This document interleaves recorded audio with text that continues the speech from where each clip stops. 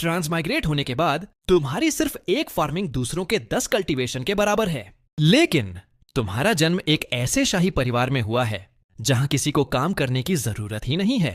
हर बार जब तुम खेती करने की कोशिश करते हो, एम्परर पिता तुम्हें डांटते हैं। ग्रेट जो के एक राजकुमार और कल्टीवेशन के एक जीनियस होकर तुम मुझसे कह रहे हो कि तुम्हें एक किसान बनना है। एम्बिशन की यह कमी सच में मेड सर्वेंट मां से आई है। तुम्हारे शरीर सुप्रीम बोन का उगना पूरी तरह से एक बर्बादी है। इतना कहने के बाद सम्राट ने तुम्हें एक ठंडी नजर से देखा और वहां से मुड़कर चले गए। तुम्हें लगा कि यह बस उनकी रोज की शिकायतें थीं, लेकिन उसी रात किसी बेड चेंबर में घुसपैठ की बिजली की रफ्तार से उन्होंने तुम्हारी सुप्रीम बोन निकाल ली और तुम्हारे सारे कल्टीवेशन को तबाह कर दिया। अगले दिन सम्राट से मिले बिना ही एडिक्ट ने तुम्हें बग्घी योजो शहर से निकाल दिया। पूरी दुनिया का मानना था कि इस जीनियस राजकुमार की जिंदगी अब खत्म हो चुकी है, लेकिन सिर्फ तुम्हें पता था इनविंसिबल जिंदगी की तो अभी बस शुरुआत हुई थी। जैसे ही तुम्हारी बग्घी सिटी लॉर्ड की हवेली के सामने रुकी, तुम्हारे साथ सफर कर यूनक जल्दी से दरवाजा खोलने के लिए दौड़ा। इससे पहले कि उसका हाथ लोहे के रिंग को छू पाता, आर्मर पहने सिटी लॉर्ड ने रोक लिया। योर हाइनेस महाराज, रेजिडेंस तैयार कर दी गई है। गार्डनिंग के शौक के बारे में बहुत सुना है। मैंने खास तौर पर आपके लिए शहर से 10 मील पश्चिम में एक थैच्ड हट और 2 एकड़ खेती की जमीन तैयार करवाई है। तुम्हारे जवाब का इंतजार किए बिना ही सिटी लॉर्ड मुस्कुराया और अपने घोड़े पर सवार होकर वहां से चला गया। यह देखकर तुम्हारे बगल में खड़ा वह छोटा सा सेवक भी इसे बर्दाश्त नहीं कर पाया। यह तो हद हो गई। पहले के समय में ऐसा एक घटिया आदमी जीवन भर योर हाइनेस की तरफ देखने के भी लायक नहीं था, और अब उसकी इतनी हिम्मत कि वह इतना घमंड दिखा रहा है। उसे आपकी बिल्कुल भी इज्जत नहीं है योर हाइनेस। तुमने हल्की सी मुस्कान दी और अपना हाथ हिलाया। श्याओये, ये दुनिया हकीकत में ऐसी ही है। मेरी वजह से तुम भी फंस गए और इंपीरियल कैपिटल से निकालकर मेरे साथ यहां आना पड़ा। यह सुनकर शॉली ने जल्दी से अपना सिर हिलाया। योर हाइनेस, कृपया ऐसा मत कहिए। ब्लेसिंग है कि मुझे आपके पीछे चलने का मौका मिला। तुमने उस बात का कोई जवाब नहीं दिया, बल्कि तुम एक्साइटमेंट के साथ उस फूस की झोपड़ी की तरफ चल दिए। जैसे ही तुम वहां पहुंचे, तुम अंदर जाकर एक धूल हो उठाने के लिए बेताब थे। फिर जूली के मना करने के बावजूद तुमने खेत में जाकर मिट्टी ढीली करने की जिद की। जैसे ही फावड़े ने स्ट्राइक किया, एनर्जी की एक लहर तुम्हारे पूरे शरीर में ऊपर की तरफ दौड़ गई। इस दुनिया मार्शल आर्ट्स ग्रेड्स में बांटा गया 9th ग्रेड एंट्री लेवल है। 1st ग्रेड सबसे ताकतवर है। पहले grade grand masters, great grand masters आते हैं। ग्रेट ग्रैंड मास्टर्स कल्टीवेटर्स का कनेट रेल्म होता है। और बहुत ही जल्द तुम एक अपाहिज इंसान से 9th ग्रेड ब्रेक थ्रू कर गए। इसी बीच फिजिक विकसित होकर एक बेहद दुर्लभ प्राइमल केओस डिवाइन बॉडी में बदल गया। किसी का भी ध्यान अपनी तरफ न खींचने के लिए पिछले आधे साल तक तुमने सोने और खेती करने के अलावा कुछ भी नहीं किया। बॉर्डर पर हो रही जंग में बदलाव के साथ साथ रॉयल कोर्ट फैक्शंस के बीच भयंकर राजनीति और अंदरूनी लड़ाई चल रही थी। सिर्फ तुम ही थे जो इस छोटे से आंगन में रहकर एक बहुत ही दुर्लभ और शांति भरी जिंदगी का मजा ले रहे थे। हालांकि तुम्हारे पास सुख सुविधाओं की थोड़ी कमी थी, लेकिन तुम्हारी स्पेशल एबिलिटी पूरी तरह पीक तक विकसित हो चुकी थी। मिट्टी खोदने पर अलग अलग पेनेसियस और एलिक्सर्स चांस होते थे। हर बोया गया बीज अलग अलग तरह के जादुई आर्टिफैक्ट्स दे सकता था। अब फसल हार्वेस्ट सीजन आ चुका था। जैसे ही तुमने सारी फसलें काटी और उन्हें आंगन में इकट्ठा किया, एक बहुत ही विशाल और राजसी स्पिरिचुअल एनर्जी ने तुम्हारे शरीर में धरती हिला देने वाले बदलाव किए। तुमने एक ही पल में grand master realm break through कर लिया, जहां तक पहुंचने में मार्शल आर्टिस्ट्स को पूरी 1 सदी लग जाती है। तुम्हारे पिछले 6 महीनों में बनाए फाउंडेशन के साथ बैटल में ग्रेट ग्रैंड मास्टर को हराना तुम्हारे लिए बाएं हाथ का खेल होगा। पिछले आधे साल में कल्टीवेशन करने के अलावा तुमने इस दुनिया को अच्छे से समझने के लिए पुरानी किताबें पढ़ने में अपना समय बिताया। हालांकि इस दुनिया में ग्रेट जो डायनेस्टी तो बस समुद्र में एक बूंद के बराबर है। किसी और चीज की तो बात ही छोड़ दो। ग्रेट जू जैसे और किंगडम्स मौजूद हैं। इसके अलावा ऐसे सेक्ट्स भी हैं जो डायनेस्टी के कंट्रोल से पूरी तरह आजाद हैं। ग्रेट ग्रैंड मास्टर ग्रेट जो के अंदर चाहे जो कुछ भी कर ले, लेकिन इसके बाहर कल्टीवेटर्स के खिलाफ कुछ भी बोलने की हिम्मत नहीं कर सकते। इसीलिए अभी के लिए तुम्हारी सबसे समझदारी वाली योजना यही थी कि तुम इस भूली बिसरी जगह पर फार्मिंग करते रहो। इसी बीच सिटी लॉर्ड की हवेली में एक जासूस की खबर ने बायलोंग के चेहरे का रंग पूरी तरह से उड़ा दिया। मालिक, बहुत बुरी खबर है। डीमन किंगडम का भेजा पीक ग्रैंड मास्टर शहर में घुसपैठ कर चुका है। हमारे आदमियों का अभी अभी उससे सामना हुआ था और उसने पलक झपकते ही हमारे सैकड़ों सैनिकों को काट डाला। यह सुनकर बेलोंग बुरी तरह से घबरा गया। वह तो 2nd ग्रेड मार्शल आर्टिस्ट था। अगर वह दुश्मन सिटी लॉर्ड यानी उसका सिर काटने आ गया तो शहर के हजारों सैनिक भी उसे रोक नहीं पाएंगे। ऐसा लग रहा था कि डेमन किंगडम ग्रेट जो के साथ एक नेशनल वॉर शुरू करने पर तुला हुआ है। यह सोचकर बेलोंग ने जरा भी हिचकिचाने की हिम्मत नहीं की। उसने तुरंत अपने रीइंफोर्समेंट्स के लिए राजधानी जाने का आदेश दिया। साथ ही उसने शहर के आम लोगों को शहर खाली करने के लिए कहा और सेना को मरने मारने की लड़ाई के लिए तैयार रहने का आदेश दिया। बेलोंग को डायरेक्ट कॉन्फ्रंटेशन की कोई चिंता नहीं थी। आखिरकार भले ही ये लाखों सैनिक किसी काम के न हो, फिर भी अगर दुश्मन उन्हें लगातार मारता रहे और एक दिन में हजारों को भी काटे, तो भी उसे सबको मारने में महीनों लग जाएंगे। उसे डर इस बात का था कि योजो में छुप कर रह रहा था और समय समय पर हमले करके तबाही मचा रहा था, जिससे हर कोई लगातार खौफ में जी रहा था। समय के साथ मोराल पूरी तरह टूट जाएगा और योजो सीज के ही हार जाएगा। इसलिए अब उसका काम किसी भी कीमत पर उस आदमी का ठिकाना ढूंढना था। हालांकि कुछ स्टेलमेट के बाद हालात धीरे धीरे और भी बदतर होते चले गए। डेमन किंगडम एक्सपर्ट हर बार बहुत कम समय के लिए सामने आता था। वह सीधे तौर लीथल मूव्स करता था, जिससे भारी तबाही मचती थी। अगर उसका हमला चूक भी जाता तो वह अपनी स्पिरिचुअल एनर्जी को वापस पाने के लिए तुरंत वहां से भाग जाता। उसके मॉर्टल शरीरों के साथ उसका पीछा करना नामुमकिन था। वे बस खड़े होकर उसे बार बार अपनी सेना को कमजोर करते हुए देख सकते थे। कुछ ही दिनों में शहर डिजर्टर सैनिक सामने आने लगे। जब बेलोंग बेचैनी से कांटों पर बैठा हुआ था, तभी एक सैनिक एक्साइटमेंट के साथ उसे एक चिट्ठी लाकर दी। राजधानी से खबर है, मैजेस्टी की सेवा यूनक जियो आ रहे हैं और वो आज रात तक यहाँ पहुंच जाएंगे। यह जानकर एल्डर पहले से half step great grand master थे। उस कमीने डेमन किंगडम के ग्रैंड मास्टर की मौत पक्की थी। उस खबर ने कॉन्फिडेंस बहुत बढ़ा दिया।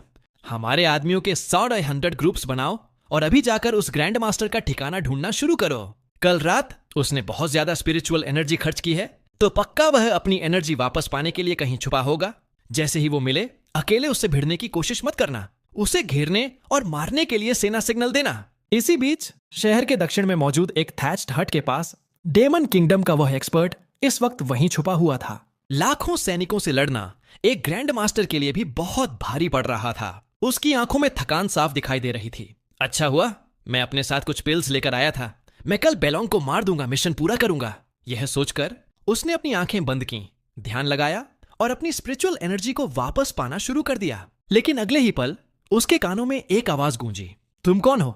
यह सुनकर वह एक्सपर्ट डर के मारे पसीने से भीग गया। उसकी स्पिरिचुअल एनर्जी गलती से मेरिडियंस में बहने लगी। उसने सपने में भी नहीं सोचा था ग्रैंड मास्टर होकर उसे किसी के इतने करीब आने का पता तक नहीं चलेगा। लेकिन हीरो उस फूस की झोपड़ी से बाहर निकलते देखा। तुम्हें फटे पुराने कपड़े पहने और इतनी खस्ताहाल जगह पर रहते हुए देखकर उसने आखिरकार चैन की सांस ली। गार्ड कम। लीबिंग ने तुम्हें मिटाने के लिए कैजुअल तरीके से अपना हाथ हिलाया, लेकिन उसे यह देखकर बहुत बड़ा झटका लगा कि तुम जैसे एक मामूली किसान ने बिना हिले ही उसके हमले को रोक औरा ने शहर में गश्त लगा रहे सैनिकों का ध्यान भी अपनी तरफ खींच लिया। यह तो योर हाइनेस महाराज का दक्षिणी आंगन है। जल्दी करो, सिटी लॉर्ड को खबर दो। इसी बीच तुमने धीरे से अपना हाथ उठाया। तुम्हारी उंगलियों में आंगन में पड़ा एक सूखा पत्ता था। अगले ही पल वह पत्ता एक बहुत ही खौफनाक ताकत के साथ आगे शूट हुआ। लिबिंग पहले तो एकदम सन्न रह गया, फिर उसे अपनी छाती से एक बहुत ही भयानक दर्द उठता हुआ महसूस हुआ। जब उसने नीचे देखा तो उसने पाया डांटियन असल में एक सूखे पत्ते से आर पार हो चुका था। एक पूरी ग्रैंड मास्टर बस ऐसे ही मारा गया। अपनी जिंदगी के आखिरी पल तक उसे यह भी नहीं पता चला कि वह कैसे मरा। जल्द ही बेलोंग अपने सैनिकों को लेकर आंगन में आ पहुंचा। जमीन पर पड़ी उस लाश को देखकर उसके पूरे शरीर में डर की एक लहर दौड़ गई। यह सोचकर ही रोंगटे खड़े हो जाते हैं, डीमन किंगडम का यह एक्सपर्ट जिसने लाखों की सेना में खौफ पैदा कर दिया था, वह असल में मारा जा चुका है। और हत्या का हथियार कोई और नहीं बल्कि एक मामूली सा सूखा पत्ता है। योजो शहर में इतनी खौफनाक एग्जिस्टेंस कब से रहने लगी? शकों से भरा हुआ शेंगलोंग सुराग ढूंढने के लिए आसपास देखने लगा। तभी उसकी नजर तुम पर पड़ी, जो खेतों में काम कर रहे थे। वह धीरे धीरे तुम्हारे पास आया और पूछा, क्या तुमने अभी अभी यहाँ कुछ अजीब होते हुए देखा? तुमने अपना सिर हिलाया और उससे पूछा कि क्या हुआ है। यह देखकर कि तुम्हें कुछ नहीं पता, उसने जवाब देने की कोई जहमत नहीं उठाई। वह कभी एक्सपर्ट को एक बेकार और निकम्मे राजकुमार से नहीं जोड़ सकता था। शांगलोंग के जाने के बाद घर के लिटरली खुद को रोक नहीं पाया। योर हाइनेस, कोई हैरानी की बात नहीं कि जब मैंने कुछ दिन पहले आपको आम लोगों के साथ भागने के लिए कहा था तो आपको बिल्कुल भी परवाह नहीं थी। आखिर आपने इतनी कल्टीवेट कर ली। अगर पिछले आधे साल को याद किया जाए तो तुम या तो खेत के बिजी थे या फिर घर में आराम कर रहे थे। तुम कभी बाहर नहीं गए। फॉर्चुनेट अपॉर्चुनिटी का मिलना तो दूर की बात है। तुम बस मुस्कुराए। फिर अपना हाथ हिलाते हुए पिल ज्योली के मुंह में उछाल दी। तुरंत ही ज्योली को अपने शरीर मेरिडियंस खुलती हुई महसूस हुई, जिसने उसे एक आम इंसान से सीधे मार्शल आर्टिस्ट बना दिया। इस ज्योली ने पिछले आधे साल से यहाँ तुम्हारा साथ दिया था और हर दिन पूरी इज्जत के साथ तुम्हारी सेवा की थी। उसने तुम्हारी गिरी हुई हैसियत के बारे में कभी शिकायत नहीं की, जो उसे कॉन्फिडेंट इंसान बनाता था। इसके तुरंत बाद तुमने कल्टीवेशन मैनुअल निकाली। सनफ्लावर मैनुअल थी जिसे तुमने खेतों से खोदकर निकाला था। इसे यूनक ही कल्टीवेट कर सकता था। चूंकि यह तुम्हारे किसी काम की नहीं थी, इसलिए तुमने इसे ज्योली को इनाम के तौर पर दे दिया और उसे चेतावनी दी कि वह इस बारे में कभी किसी को कुछ न बताए। इसी बीच योजो शहर के दरवाजों पर शांग लोंग और उसके खास यूनक शाओ का स्वागत करने के फॉर्मेशन में खड़े थे। जल्द ही एक औरतों जैसी चाल ढाल वाला आदमी बग्घी से नीचे उतरा। शांग लोंग यूनुच ज्यू का स्वागत करता है। यूनुच ज्यू ने हल्की सी मुस्कान दी, फिर ग्रुप सिटी लॉर्ड की हवेली की तरफ चल पड़ा। वहां क्या क्या हुआ था, इसकी सारी जानकारी मिलने के बाद यूनुच ज्यू पूरी तरह से सदमे में था। एक ग्रैंड मास्टर एक्सपर्ट को सिर्फ एक सूखे पत्ते से मार देना, यह पक्का ग्रेट ग्रैंड मास्टर का ही काम होगा। चूंकि योजो पर मंडरा रहा खतरा खत्म हो चुका है, तो अब मुझे यहाँ रुकने की कोई जरूरत नहीं है। हालांकि हजारों मील का सफर तय करने के बाद मैजेस्टी के आदेश का पालन करते प्रिंस को भी एक बार देखना होगा। जैसे ही उसने अपनी बात खत्म की, शांग लोंग के दिल की धड़कन रुक सी गई। आधा साल पहले सुप्रीम बोन चुरा ली गई थी, कैपिटल से निकालकर योजो भेज दिया गया था। अब तक लोग आपको पूरी तरह से भूल चुके थे, लेकिन अब राजधानी से आया हुआ यूनुच ज्यू अचानक से आपका जिक्र कर रहा है। क्या ऐसा हो सकता है कि सम्राट ने अपना मन बदल लिया हो? अगर यह राजकुमार दोबारा सम्राट की नजरों में चढ़ गया और उसने मुंह जैसे बॉर्डर के सिटी लॉर्ड के लिए मुसीबत खड़ी करने की सोची, तो मैं तो मारा जाऊंगा। वह बस यही दुआ कर सकता था कि यूनुच ज्यू के इस दौरे का कोई और मकसद हो। रात के अंधेरे में यूनुच ज्यू और कुछ नौकर चुपचाप तुम्हारे उस छोटे से आंगन में पहुंच गए। बचपन से ही महल में पले बढ़े होने की वजह से तुमने सम्राट के इस चहेते इंसान को तुरंत पहचान लिया, लेकिन पहले के समय में वह हमेशा तुम्हारे सामने सिर झुकाकर रहता था, पर अब उसकी आंखों में सिर्फ एरोगेंस भरा हुआ था। योर हाइनेस के अंदर तो सच में एक किसान टैलेंट है। ये ताने भरे शब्द सुनकर भी तुम्हें कोई गुस्सा नहीं आया। राजधानी से आए किसी इंसान को देखकर तुम्हारे दिमाग में सबसे पहला ख्याल यही आया कि तुम उससे राजधानी की अपडेट्स निकाल सको। यूनुक शाओ की बातों से ऐसा लग रहा है कि हर कोई एक आम इंसान के रूप में मेरी इस जिंदगी से काफी संतुष्ट है। यूनुच ज्यू ने इसका सीधा जवाब नहीं दिया, बल्कि लिटिल ली की तरफ देखा। यहां तक कि योर हाइनेस महाराज के पीछे पीछे घूमने वाले इस छोटे से गुलाम ने मार्शल आर्ट्स की दुनिया में कदम रख लिया है। मुझे उम्मीद नहीं थी कि योर हाइनेस अभी भी इतनी फुर्सत और आराम की जिंदगी जी रहे होंगे। से हो। मुझे योर हाइनेस को एक सलाह देने की इजाजत दें। एक राजकुमार होकर पैथेटिक हालत में अपनी जिंदगी से चिपके रहना, दुनिया वाले इसे किस नजर से देखेंगे? जब आपको इस बॉर्डर पर आने का शाही फरमान मिला था, तो क्या आपको सच में लगा मैजेस्टी चाहते हैं कि आप एक आम इंसान बनकर जिएं? शाही खून वाले किसी इंसान का ऐसे एक आम इंसान बनना शाही परिवार के लिए बहुत बड़ी बदनामी है। योजो शहर से निकाल दिया जाना सम्राट की एक मेहरबानी थी। अगर आपने अपनी जान खुद ले ली होती तो बाहर वाले शाही परिवार के उस न झुकने वाले जज्बे की तारीफ करते, लेकिन इस तरह से जिंदा रहकर आप सिर्फ एक मजाक बनकर रह गए हैं। योजो एक ऐसी जमीन है, वॉर चलते रहते हैं। अगर कल को यह शहर हार जाता है तो एक राजकुमार के रूप में आपकी यह पहचान दूसरों के हाथों में एक हथियार बन जाएगी। फिर भी आधा साल बीत चुका है और योर हाइनेस अभी तक इस छिपे हुए मतलब को नहीं समझ पाए हैं। चूंकि बात ऐसी है तो मेरे पास इसे खुद अपने हाथों से करने के अलावा और कोई चारा नहीं है। यह सब सुनने के बाद तुमने बहुत ही शांति से चाय का एक घूंट लिया। इतनी सारी फालतू की बातें और सफाइयां देने के बाद ऐसा लगता है कि मुझ पर हमला करना तुम्हारा खुद का फैसला है। यूनुच ज्यू, यह सम्राट की इच्छा तो बिल्कुल नहीं है ना? जैसे ही तुमने यह बोला, यूनुच ज्यू की आंखों में मर्डरस इंटेंट चमक उठा। मैंने कई सालों तक सम्राट की सेवा की है और मैं सम्राट के दिमाग को सबसे अच्छी तरह से जानता हूं। सीधे शब्दों में कहूं तो मेरी इच्छा ही सम्राट की इच्छा है। मर जाओ। यूनुच ज्यू ने अपनी उंगलियों क्लॉ का आकार दिया और सीधे तुम्हारे सिर की तरफ झपटा। लेकिन अगले ही पल उस छोटे से घर में सब कुछ जम गया, जैसे समय ही रुक गया हो। सबकी हैरान और फटी हुई आंखों के सामने तुम धीरे से खड़े हुए। एक ही पल में तुम्हारी उंगलियों गोल्डन लाइट की अनगिनत किरणें फूट पड़ी, जिन्होंने यूनुच ज्यू के पूरे हाथ को अपनी जगह पर जकड़ लिया। हड्डियों के टूटने की खौफनाक आवाज के साथ उसका हाथ पलक झपकते ही मिस्ट ऑफ ब्लड में बदल गया। यूनुच ज्यू ने दर्द से एक भयानक चीख मारी और जमीन पर धड़ाम से गिर पड़ा। तुमने ऊपर से उसकी तरफ नीचे देखा। यूनुच ज्यू की आंखों में कई तरह के मिले जुले भाव थे, दहशत, खौफ और इस बात पर यकीन न कर पाना कि यह सब कैसे हो गया। तुम्हारे पास इतनी खौफनाक ताकत कैसे आ सकती है? तुम मुस्कुराए और बोले, तुम्हारी अभी की इस हालत में मैं तुम्हें सिर्फ अपनी उंगली के एक इशारे से मार सकता हूं, लेकिन मैं तुम्हें भीख मांगते हुए देखना चाहता हूं। यूनुच जियो तुरंत घुटनों के बल गिर पड़ा और रहम की भीख मांगने लगा। योर हाइनेस, कृपया इस बूढ़े गुलाम की जान बख्श दीजिए। मैं आपके हर आदेश का पालन करने के लिए तैयार हूं। एक बार जब योर हाइनेस वापस लौटेंगे तो थ्रोन दिलाने में अपनी पूरी ताकत लगा दूंगा। सिर्फ कुछ ही शब्दों में उसने सबसर्विएंट वाला रूप पूरी तरह से दिखा दिया था। तुम उसका मजाक उड़ाए बिना नहीं रह सके। क्या तुम्हें लगता है कि ग्रेट जो के इस सिंहासन की कोई परवाह है? यूनुच जियो पागलों की तरह जमीन पर अपना सिर पटक पटक कर भीख मांगने लगा। योर हाइनेस, रहम कीजिए। चाहे जो भी हो, यह बूढ़ा गुलाम सम्राट का सबसे कॉन्फिडेंट इंसान है।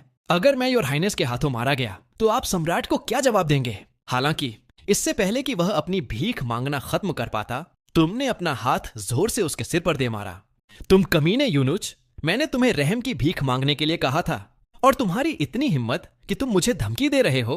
फिर अपने हाथ के एक हल्के से इशारे से तुमने उस लाश को चुपचाप हवा में उड़ाकर आंगन से कुछ दूरी पर फेंक दिया। एक दिन बाद इंपीरियल कैपिटल हिल उठी थी। सौ दहाई ग्रेट जो के सम्राट का सबसे तेज और खूंखार शिकारी कुत्ता योजो शहर में बहुत ही दर्दनाक मौत मारा गया था। हर किसी का यही मानना था कि उसे डीमन किंगडम के उस एक्सपर्ट ने ही मारा होगा। कोई भी तुम जैसे एक अपाहिज और बेकार राजकुमार पर कभी शक नहीं कर सकता था। इस तरह दोनों देशों के बीच एक बहुत बड़ा युद्ध छिड़ने की कगार पर पहुंच गया था। इसी बीच इस पूरे 1 साल के दौरान तुम पर इन सब बातों का कोई भी असर नहीं पड़ा। फार्मिंग की वजह से तुमने डिवाइन एबिलिटीज और खजाने हासिल कर लिए थे और तुम्हारा कल्टीवेशन बहुत कनेट लेवल ब्रेक थ्रू कर चुका था। अगर उन इमॉर्टल कल्टीवेशन सेक्ट्स को छोड़ दिया जाए, मॉर्टल दुनिया रेल्म को पूरी इनविंसिबल माना जाता था। अगर तुम एक मजबूत फाउंडेशन बनाने की कोशिश नहीं कर रहे होते तो तुम अब तक रेल्म ब्रेक थ्रू कर चुके होते।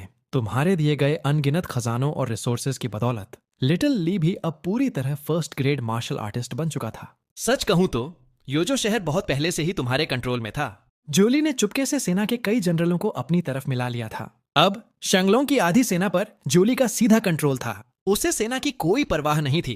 तुम्हें बस पूरे योजो शहर पर अपना कंट्रोल चाहिए था। योर हाइनेस, महाराज, आप बेफिक्र रहिए। सब कुछ बिल्कुल सही चल रहा है। योर हाइनेस के सिर्फ एक आदेश पर लाखों की सेना पल भर में हमारा साथ देने के लिए तैयार हो जाएगी। जोली ने एक्साइटमेंट के साथ मुस्कुराते हुए कहा। हालांकि मैंने हाल ही में सुना मैजेस्टी 5th प्रिंस को यहां भेजा है। यह सुनकर तुम्हारी आंखों में एक गहरी और डरावनी चमक आ गई। इस 5वें राजकुमार की मां एक बहुत ही ऊंचे शाही परिवार से थी और उसका नाना black and white palace grand Elder था। इसलिए बहुत कम लोग ही उससे पंगा लेने की हिम्मत करते थे। सभी राजकुमारों में से सिर्फ तुम ही थे जिसके सुप्रीम बोन थी और जो उसकी बराबरी कर सकता था। इसी वजह से तुम्हें शक था कि तुम्हारी सुप्रीम बोन निकालने के पीछे उसी का हाथ था। इसी बीच शाही महल हेवनली हॉल के अंदर एक बहुत ही रौबदार मिडिल एज्ड का ड्रैगन थ्रोन पर एकदम सीधा बैठा हुआ था। चुंगेर, योजो शहर वॉर से घिरा हुआ है। डीमन किंगडम की सेना हमारे बॉर्डर्स पर दबाव बना रही है। अगर तुम्हारे पास कोई फूल प्रूफ योजना नहीं है तो बस पीछे हटकर वापस लौट आना। जब तक ब्लैक टाइगर पास सुरक्षित है, वो लोग ग्रेट जू की जमीन के 1 इंच हिस्से पर भी कदम नहीं रख पाएंगे। यह सुनकर उसके बगल में खड़े उस युवा राजकुमार ने सम्मान से अपने हाथ जोड़े। रॉयल फादर, आप बेफिक्र रहें। आपका बेटा बहुत ही सावधानी से कदम उठाएगा। लेकिन अगर सच में कोई बहुत बड़ा युद्ध छिड़ गया, 7th ब्रदर का क्या होगा? यह सुनने के बाद ग्रेट जो के सम्राट की आंखों में एक बहुत ही ठंडी चमक आ गई। ग्रेट जो के शाही परिवार कैप्टिव्स नहीं होते। तुम जानते हो तुम्हें क्या करना है? आपका बेटा समझ गया। पिताजी, आप बिल्कुल चिंता मत कीजिए। योजो शहर उनके हाथों में नहीं जाएगा। फिर उसने बड़े ही गर्व के साथ कहा, मेरे नाना ने पहले ही संदेश भेज दिया है। जैसे ही युद्ध भड़केगा, ब्लैक एंड व्हाइट एक्सपर्ट्स हमारी मदद के लिए तुरंत आ जाएंगे। 5वें राजकुमार की इन बातों ने ग्रेट जो के सम्राट का मूड बहुत अच्छा कर दिया। ब्लैक एंड व्हाइट पैलेस के बीच में आने के बाद योजो शहर को जीतना नामुमकिन हो जाएगा। इस युद्ध के बाद जब तुम वापस लौटोगे, किंग का ताज पहनाने का समय आ जाएगा। यह सुनकर 5वें राजकुमार की खुशी का कोई ठिकाना नहीं रहा। लेकिन उसे यह बिल्कुल भी नहीं पता था कि जैसे ही वह उस हॉल से बाहर निकला, उस घमंडी सम्राट की आंखों में जो तारीफ थी वह बहुत पहले ही गायब हो चुकी थी और उसकी जगह एक बहुत ही भयानक और खौफनाक चमक ने ले ली थी। 5वें राजकुमार की पीठ को घूरते हुए वह सम्राट एक बहुत ही डरावनी और शैतानी हंसी हंसने लगा। आधा महीना बीत जाने के बाद जूली तुम्हारे सामने पूरे सम्मान के साथ खड़ा था। योर हाइनेस, 5वां राजकुमार आ चुका है। वह अपने साथ एक ब्लैक आर्मर सैनिकों को लाया है। उनका रुतबा सच में बहुत खौफनाक है। ब्लैक आर्मर आर्मी ग्रेट जो की सेना की एलीट है। उनकी लड़ने की ताकत योजो शहर के 5 लाख सैनिकों के बराबर है। तुम यह सुनकर अपनी हंसी नहीं रोक पाए। वह सच फेवरेट है। कोई और खबर? जियोली ने आगे बताया। अभी योजो शहर के बाहर डेमन किंगडम की सेना की गिनती 5 लाख से भी ज्यादा है। इसके अलावा उनके ग्रैंड मास्टर्स हैं और यहां तक कि ग्रेट ग्रैंड मास्टर्स भी हैं। इतनी खौफनाक ताकत का 8 किंगडम्स में शायद ही कोई कर सकता है। योजो जैसे छोटे से शहर को बचा पाना बिल्कुल नामुमकिन है। 5वें राजकुमार के यहाँ होने के बावजूद शहर को बचाया नहीं जा सकता। हालांकि अपने आम बर्ताव से बिल्कुल अलग हटकर तुमने कहा इसे बचाना ही होगा। अगर यह नहीं भी बच सकता तब भी हमें इसे हर हाल में बचाना होगा, क्योंकि आखिरकार तुम्हारी फसलों को दोबारा काटने का समय आ रहा था। तुम भला इस शहर को कैसे हारने दे सकते थे? जियोली ने एक कड़वी मुस्कान दी। योर हाइनेस, यह फैसला करना हमारे हाथ में नहीं है। उसकी नजरों में तुम्हारी ताकत ज्यादा से ज्यादा एक ग्रेट ग्रैंड मास्टर के बराबर ही थी। तुम चाहे कितने भी ताकतवर क्यों ना हो, डेमन किंगडम के उन 2 खौफनाक और ताकतवर एक्सपर्ट्स के सामने तुम्हारी ताकत किसी काम की नहीं थी। तुमने अपना हाथ हिलाया और कहा, बस अब और कुछ मत कहो। हालात के पीछे फैक्शंस के बारे में सोचते हुए तुम्हें समझ आ गया था कि योजो शहर अब उन 8 साम्राज्यों का फोकल पॉइंट बन चुका था। एक बार जब दोनों सेनाएं आपस में टकराएंगी तो पक्का यह एक धरती हिला देने वाला युद्ध होगा। अगर डेमन किंगडम और ग्रेट जू राजवंश के बीच सच में युद्ध छिड़ गया तो सेक्ट्स भी इस लड़ाई में खिंचे चले आएंगे। इसी बीच 5वें राजकुमार के खुद योजो आने से मोराल आसमान छू रहा था। यह तुम्हारे 7th प्रिंस से बिल्कुल अलग था, जो पिछले 4 सालों से योजो में ही रह रहा था और किसी को कोई परवाह नहीं। सिटी लॉर्ड की हवेली में 5वां राजकुमार सबसे खास सीट पर बैठा हुआ था। बगल की सीट पर बैठे जनरल लॉन्ग ने सबसे पहले चापलूसी करना शुरू किया। मैंने आखिरी बार योर हाइनेस को कुछ साल पहले देखा था। उस वक्त भी योर हाइनेस के पास एक बहुत ही शानदार ऑरा था। अब इतने सालों बाद आपने किंग का रुतबा हासिल कर लिया है। आप मेरी कुछ ज्यादा ही तारीफ कर रहे हैं जनरल। इस बार मैं इंपीरियल फादर के योजो शहर की रक्षा करने आया हूँ। डीमन सेना को रोकने में आपका पूरा सहयोग चाहता हूँ जनरल। जब सही समय आएगा तो मैं पिता के सामने आपकी बहादुरी और कामयाबी की सच्ची रिपोर्ट पेश करूंगा। उसकी इन बातों ने जनरल लॉन्ग को बहुत खुश कर दिया। वैसे 7th ब्रदर पिछले कुछ सालों से कैसा है? 7th प्रिंस बिल्कुल एक आम इंसान की तरह जिंदगी जीते हैं। वो मुश्किल से ही कभी अपने घर से बाहर निकलते हैं। यह सुनकर 5th प्रिंस ने जोर से मेज पर मुक्का मारा और गुस्से में चिल्लाया, पिताजी ने उसे यहाँ किस लिए भेजा था? क्या वह पूरी तरह से भूल चुका है? कल मैं खुद जाकर उससे पूछूंगा। क्या ऐसा हो सकता है कि कल्टीवेशन छिन जाने के स्पिरिट भी अपाहिज हो गई हो? अगर बात यही है तो वह जाकर मर क्यों नहीं जाता? जनरल लॉन्ग का मुंह थोड़ा सा सिकुड़ा, लेकिन उसने कुछ नहीं कहा। राजकुमारों के बीच सक्सेशन की लड़ाई के बारे में बात करना डायनेस्टी में प्रजा या मंत्रियों के लिए एक टैबू माना जाता है। दूसरी तरफ 5वें राजकुमार के आने की खबर डीमन किंगडम पर दबाव कई गुना बढ़ गया था। वो बहुत अच्छे से जानते थे कि इस राजकुमार का ननिहाल ब्लैक एंड व्हाइट पैलेस है। उसका वह खौफनाक और ग्रैंड एल्डर अपनों की हिफाजत करने के मामले में किसी की नहीं सुनता था। दोनों तरफ की सेनाएं कुछ समय के स्टैंड ऑफ में फंसी हुई थीं और कोई भी अगला कदम नहीं उठा रहा था। तुम अपने काम से काम रख रहे थे और अपने आंगन में बैठकर धूप सेंक रहे थे। यह बहुत ही सुकून देने वाला पल था। तभी अचानक बहुत ही जोर से लात मारकर दरवाजा खोला गया। तुरंत बाद सैनिकों रोज आंगन के अंदर घुस आईं। बाहर से एक लंबा और सीधा आदमी धीरे धीरे अंदर की तरफ चला आया। यह इंसान 5वां राजकुमार सुचेंग था। उस पर नजर पड़ते ही तुम्हें थोड़ा सा झटका लगा। तुम्हें पहले लगता था कि सुप्रीम बोन को निकालकर सुचेंग के शरीर में डाल दिया गया था, लेकिन अब ऐसा लग रहा था कि उसके पास सुप्रीम बोन का जरा ऑरा मौजूद नहीं था। इसके बाद तुम्हारी उसके बारे में जानने इंटरेस्ट पूरी तरह से खत्म हो। ट्रैश सच में तुम्हारे ध्यान देने के भी लायक नहीं था। तुम्हें रॉकिंग चेयर पर लेटे हुए देखकर और उठने का कोई इरादा न करते देखकर सुचेंग तुरंत आग बबूला हो गया। 7th ब्रदर, क्या तुम्हें इज्जत और रुतबे की कोई समझ नहीं है? तुम मुझसे किस तरह की इज्जत की उम्मीद कर रहे हो? हम एक ही माँ से पैदा भी नहीं हुए हैं, तो फिर प्यारे भाई होने का नाटक क्यों करना? यह सुनकर सुचेंग के चेहरे का रंग पूरी तरह से बदल गया। एक राजकुमार होकर तुम सिर्फ खाना पीना और मजे करना जानते हो। कॉन्शियंस को जरा भी शर्म नहीं आती? तुमने एक मजाकिया नजर से उसे देखा, यह इंतजार करते हुए कि वह आगे क्या कहेगा। इसने सुचेंग को गुस्से के मारे अपने पैर पटकने पर मजबूर कर दिया। पिताजी पहले ही अपना आदेश दे चुके हैं। जब वह दिन सच में आएगा तो मैं खुद अपने हाथों से तुम्हें मौत के घाट उतार दूंगा। इतना कहकर उसने अपनी आस्तीन झटकाई और मुड़कर वहां से चला गया। उसकी इस बात ने तुम्हें हंसने पर मजबूर कर दिया। बिल्कुल जैसा मैंने सोचा था। ड्रैगन सिंहासन पर बैठा वह बूढ़ा कमीना आज भी उतना ही बेरहम और पत्थर दिल है, लेकिन यह मेरे लिए अच्छा ही था।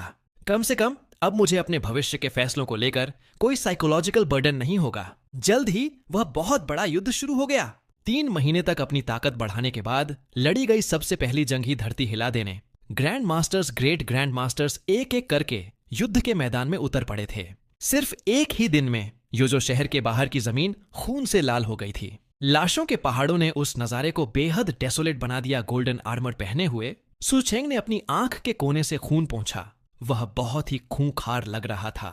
योर हाइनेस, दुश्मन अपनी पूरी ताकत के साथ आ रहे हैं। हम अपनी अभी की ताकत से उन्हें रोक नहीं सकते। कॉम्बैट पावर की कमी ने योजो शहर को खतरे के मुहाने पर ला खड़ा किया है। चाहे जो भी हो, लाइन को होल्ड करना ही होगा। मैं अभी अपने पिता और नाना को खत लिखूंगा कि वो हमारी मदद के लिए और एक्सपर्ट्स भेजें। योजो शहर इतने कम समय में बिल्कुल भी हारना नहीं चाहिए। उसे अभी भी उम्मीद थी कि वह बैटल ऑफ योजो जीतकर राजा का खिताब हासिल कर लेगा। अगर वह कुछ दिन भी शहर को नहीं बचा पाया, इंपीरियल कोर्ट में उसकी इज्जत पूरी तरह से खाक में मिल जाएगी।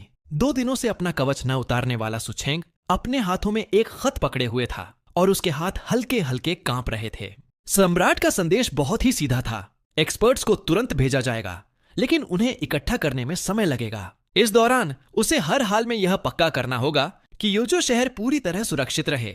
सुचेंग चाहे कितना भी बेवकूफ क्यों ना हो, वह इस फैसले के पीछे पॉलिटिकल मैन्यूवरिंग को साफ देख सकता था। गुस्से में आकर उसने अपना हाथ जोर से दे मारा और अपनी कुर्सी को चकनाचूर कर दिया।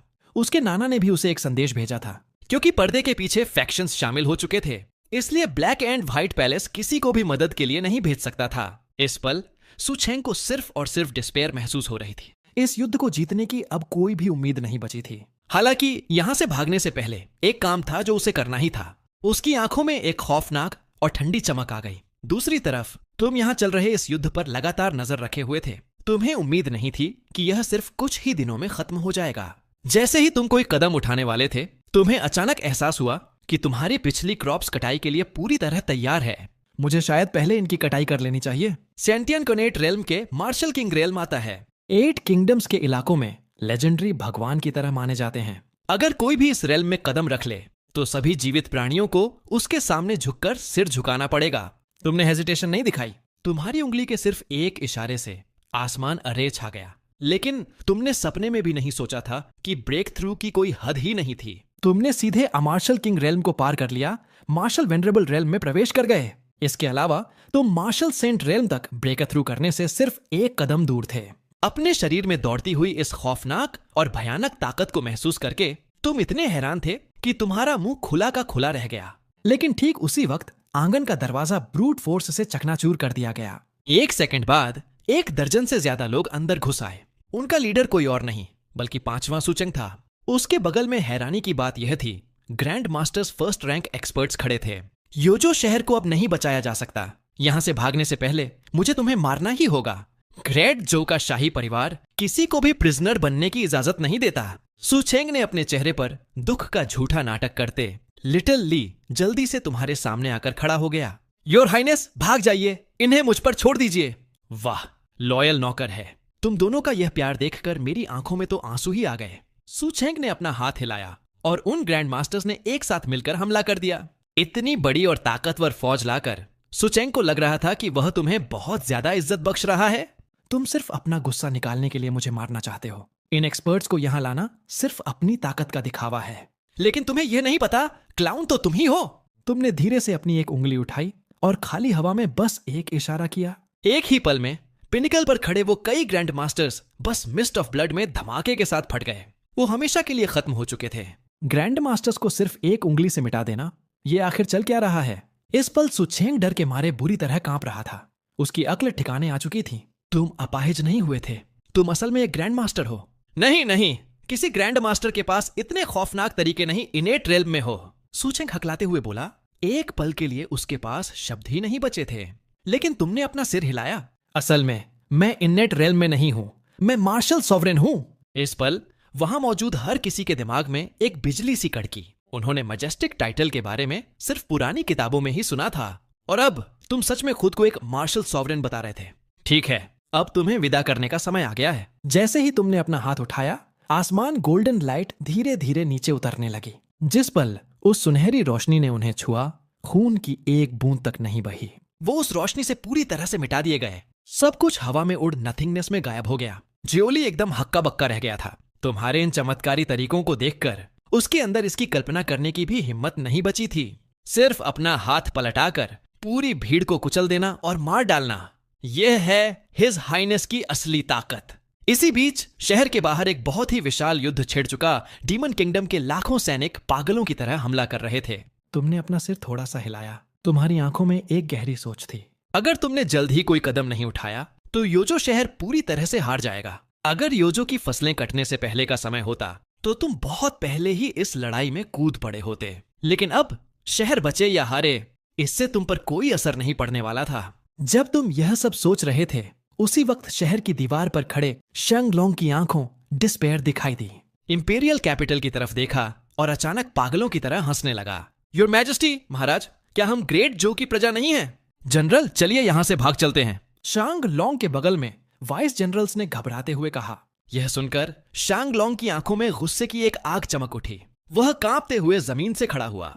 योद्धा युद्ध के मैदान में अपनी मौत का सम्मान करने के लिए लड़ते हैं। हमारे पीछे हमारे शहर के अनगिनत लोग, हमारे माता पिता और हमारे परिवार हैं। आज हम न तो हिज मैजेस्टी सम्राट के लिए लड़ रहे हैं और न ग्रेट झो के लिए।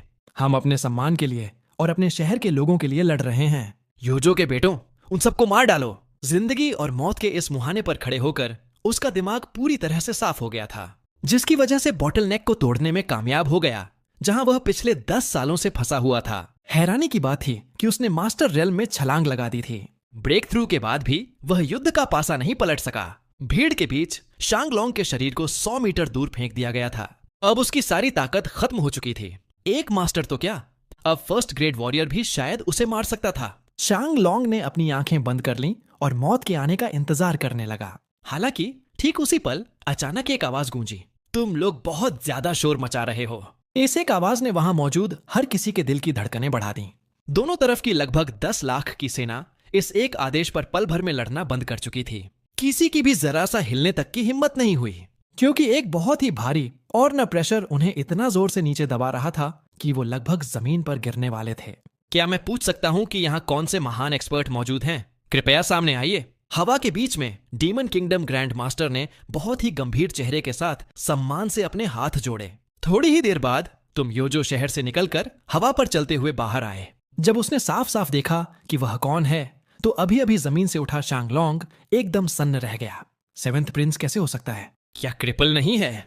उसके पास ऐसी नामुमकिन ताकतें कैसे हो सकती हैं? लेकिन अगले ही पल उसका दिमाग पूरी तरह से सुन्न हो गया। हम 7वें राजकुमार रिस्पेक्ट्स पेश करते हैं। भीड़ में खड़े एक होलंदा तलतसार। 1 लाख से ज्यादा सैनिकों ने हैरानी से एक साथ जोर से दहाड़ लगाई।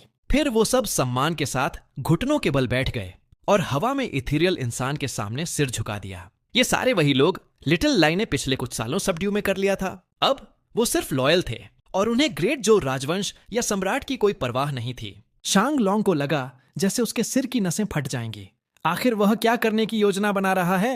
ओह, तो यह ग्रेट जो का 7वां राजकुमार है। मैं भी सोचूं कि यह कौन था। तुम्हारी इतनी हिम्मत कि तुम मेरे सामने ऐसी घटिया चालें चलो। तुम खुद अपनी मौत को बुलावा दे रहे हो। डेमन किंगडम का ग्रैंड मास्टर, जो अभी कुछ पल पहले सम्मान से सिर झुका रहा था, उसने अचानक तुम पर हमला कर दिया। लेकिन उसका खौफनाक हमला तुम्हारे कपड़ों के एक कोने को भी हिला नहीं पाया। तुमने डिस्डेन के साथ मुस्कुराते हुए उसकी तरफ देखा। तुम्हारी नजरों में वह दुश्मन बहुत ही ज्यादा कमजोर था। उन लाखों सैनिकों का सामना करते हुए तुम्हें एक उंगली उठाने इंटरेस्ट नहीं थी। जिस पल पाल्म उठाई, ऐसा लगा जैसे पूरी दुनिया फ्रीज गई हो। दुनिया में सिर्फ एक ही रंग बचा था, गोल्ड। योजो के सैनिकों ने जल्दी से अपनी आंखें ढांक लीं। गोल्डन रेस की उस भीड़ ने उन्हें अंधा कर दिया था। लेकिन जब उन्होंने दोबारा अपनी आंखें खोलीं, तो जो नजारा उन्होंने देखा, उसकी उन्होंने अपनी पूरी जिंदगी में कभी कल्पना भी नहीं की थी। डेमन किंगडम की पूरी सेना मास्टर्स और ग्रैंड मास्टर्स के साथ अब जमीन पर गिरी पड़ी थी और उनमें जिंदगी का नामो निशान तक नहीं बचा था। और सबसे बड़ी बात यह थी कि योजो के किसी एक सैनिक को भी गलती से कोई खरोंच तक नहीं आई थी। फिर भी डेमन किंगडम का एक भी इंसान जिंदा नहीं बचा था। ऐसे तरीके किसी भी इंसान की समझ से पूरी तरह बाहर थे। योजो की पूरी सेना और शांगलोंग इस वक्त ऐसे सदमे में थे जिसकी कोई तुलना नहीं की जा सकती। अनगिनत सैनिक हवा में इमॉर्टल इंसान की तरफ बिना यकीन किए घूर रहे थे। यह कल्पना करना भी मुश्किल था कि यह अमर इंसान असल में उनका 7वां राजकुमार था। वही राजकुमार सुप्रीम बोन निकालकर उसे अपाहिज कर दिया गया था। योर हाइनेस की जय हो। पागलों जैसी उस दहाड़ के साथ बहुत से रियलिटी में लौट आए। तुम्हारी नजरें धीरे धीरे शांग लॉन्ग पर पड़ी, जिससे वह इतना डर गया कि जल्दबाजी में घुटनों के बल गिर पड़ा। अगले ही सेकंड तुम्हारा शरीर हवा में धुंधला हुआ और गायब हो गया। सिर्फ एक ही लड़ाई में पूरे डेमन किंगडम को हमेशा के लिए मिटा देना। फिर भी इतनी बड़ी और चौंकाने इंपीरियल कैपिटल तक नहीं पहुंची। पूरी सेना और शांगलोंग ने एक साथ मिलकर इस खबर को दबा दिया था। युद्ध खत्म होने के तीसरे दिन शैंगलोंग और वाइस जनरल्स, जो बहुत पहले ही तुम्हारे आगे घुटने टेक चुके थे, एक साथ तुम्हारे आंगन के बाहर पहुंचे। उन तीनों ने अपनी हिम्मत जुटाई और अंदर की तरफ चले गए।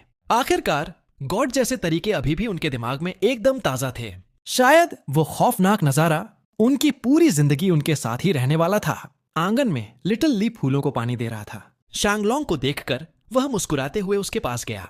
सिटी लॉर्ड को यहाँ क्या चीज खींच लाई? मैं आपकी क्या मदद कर सकता हूँ? शांगलोंग ने जल्दी से अपने हाथ जोड़े और बहुत ही सम्मान के साथ जवाब दिया, मैं ऐसी जुर्रत नहीं कर सकता। मैं ऐसी जुर्रत बिल्कुल नहीं कर सकता। हम तीनों यहाँ हिज हाइनेस महाराज से एक बहुत ही जरूरी मामले पर फैसला लेने के लिए आए हैं। अंकल ली हमारे आने की खबर अंदर दे सकते हैं? तुम्हारी इजाजत मिलने के बाद वो तीनों आदमी सीधे कमरे के अंदर आए और घुटनों के बल बैठ गए। योर हाइनेस, योजो शहर की इस महान जीत के बारे में हमें समझ नहीं आ रहा है कि हम विक्टोरी रिपोर्ट में क्या लिखें। कृपया हमें आदेश दें योर हाइनेस, जो हुआ है वैसा ही लिख दो। इतने शब्द बोलने के बाद तुमने और कुछ नहीं कहा। उन तीनों के जाने के बाद जोली एक्साइटमेंट के साथ पूछा, योर हाइनेस, क्या इंपीरियल कैपिटल लौटने की तैयारी कर रहे हैं?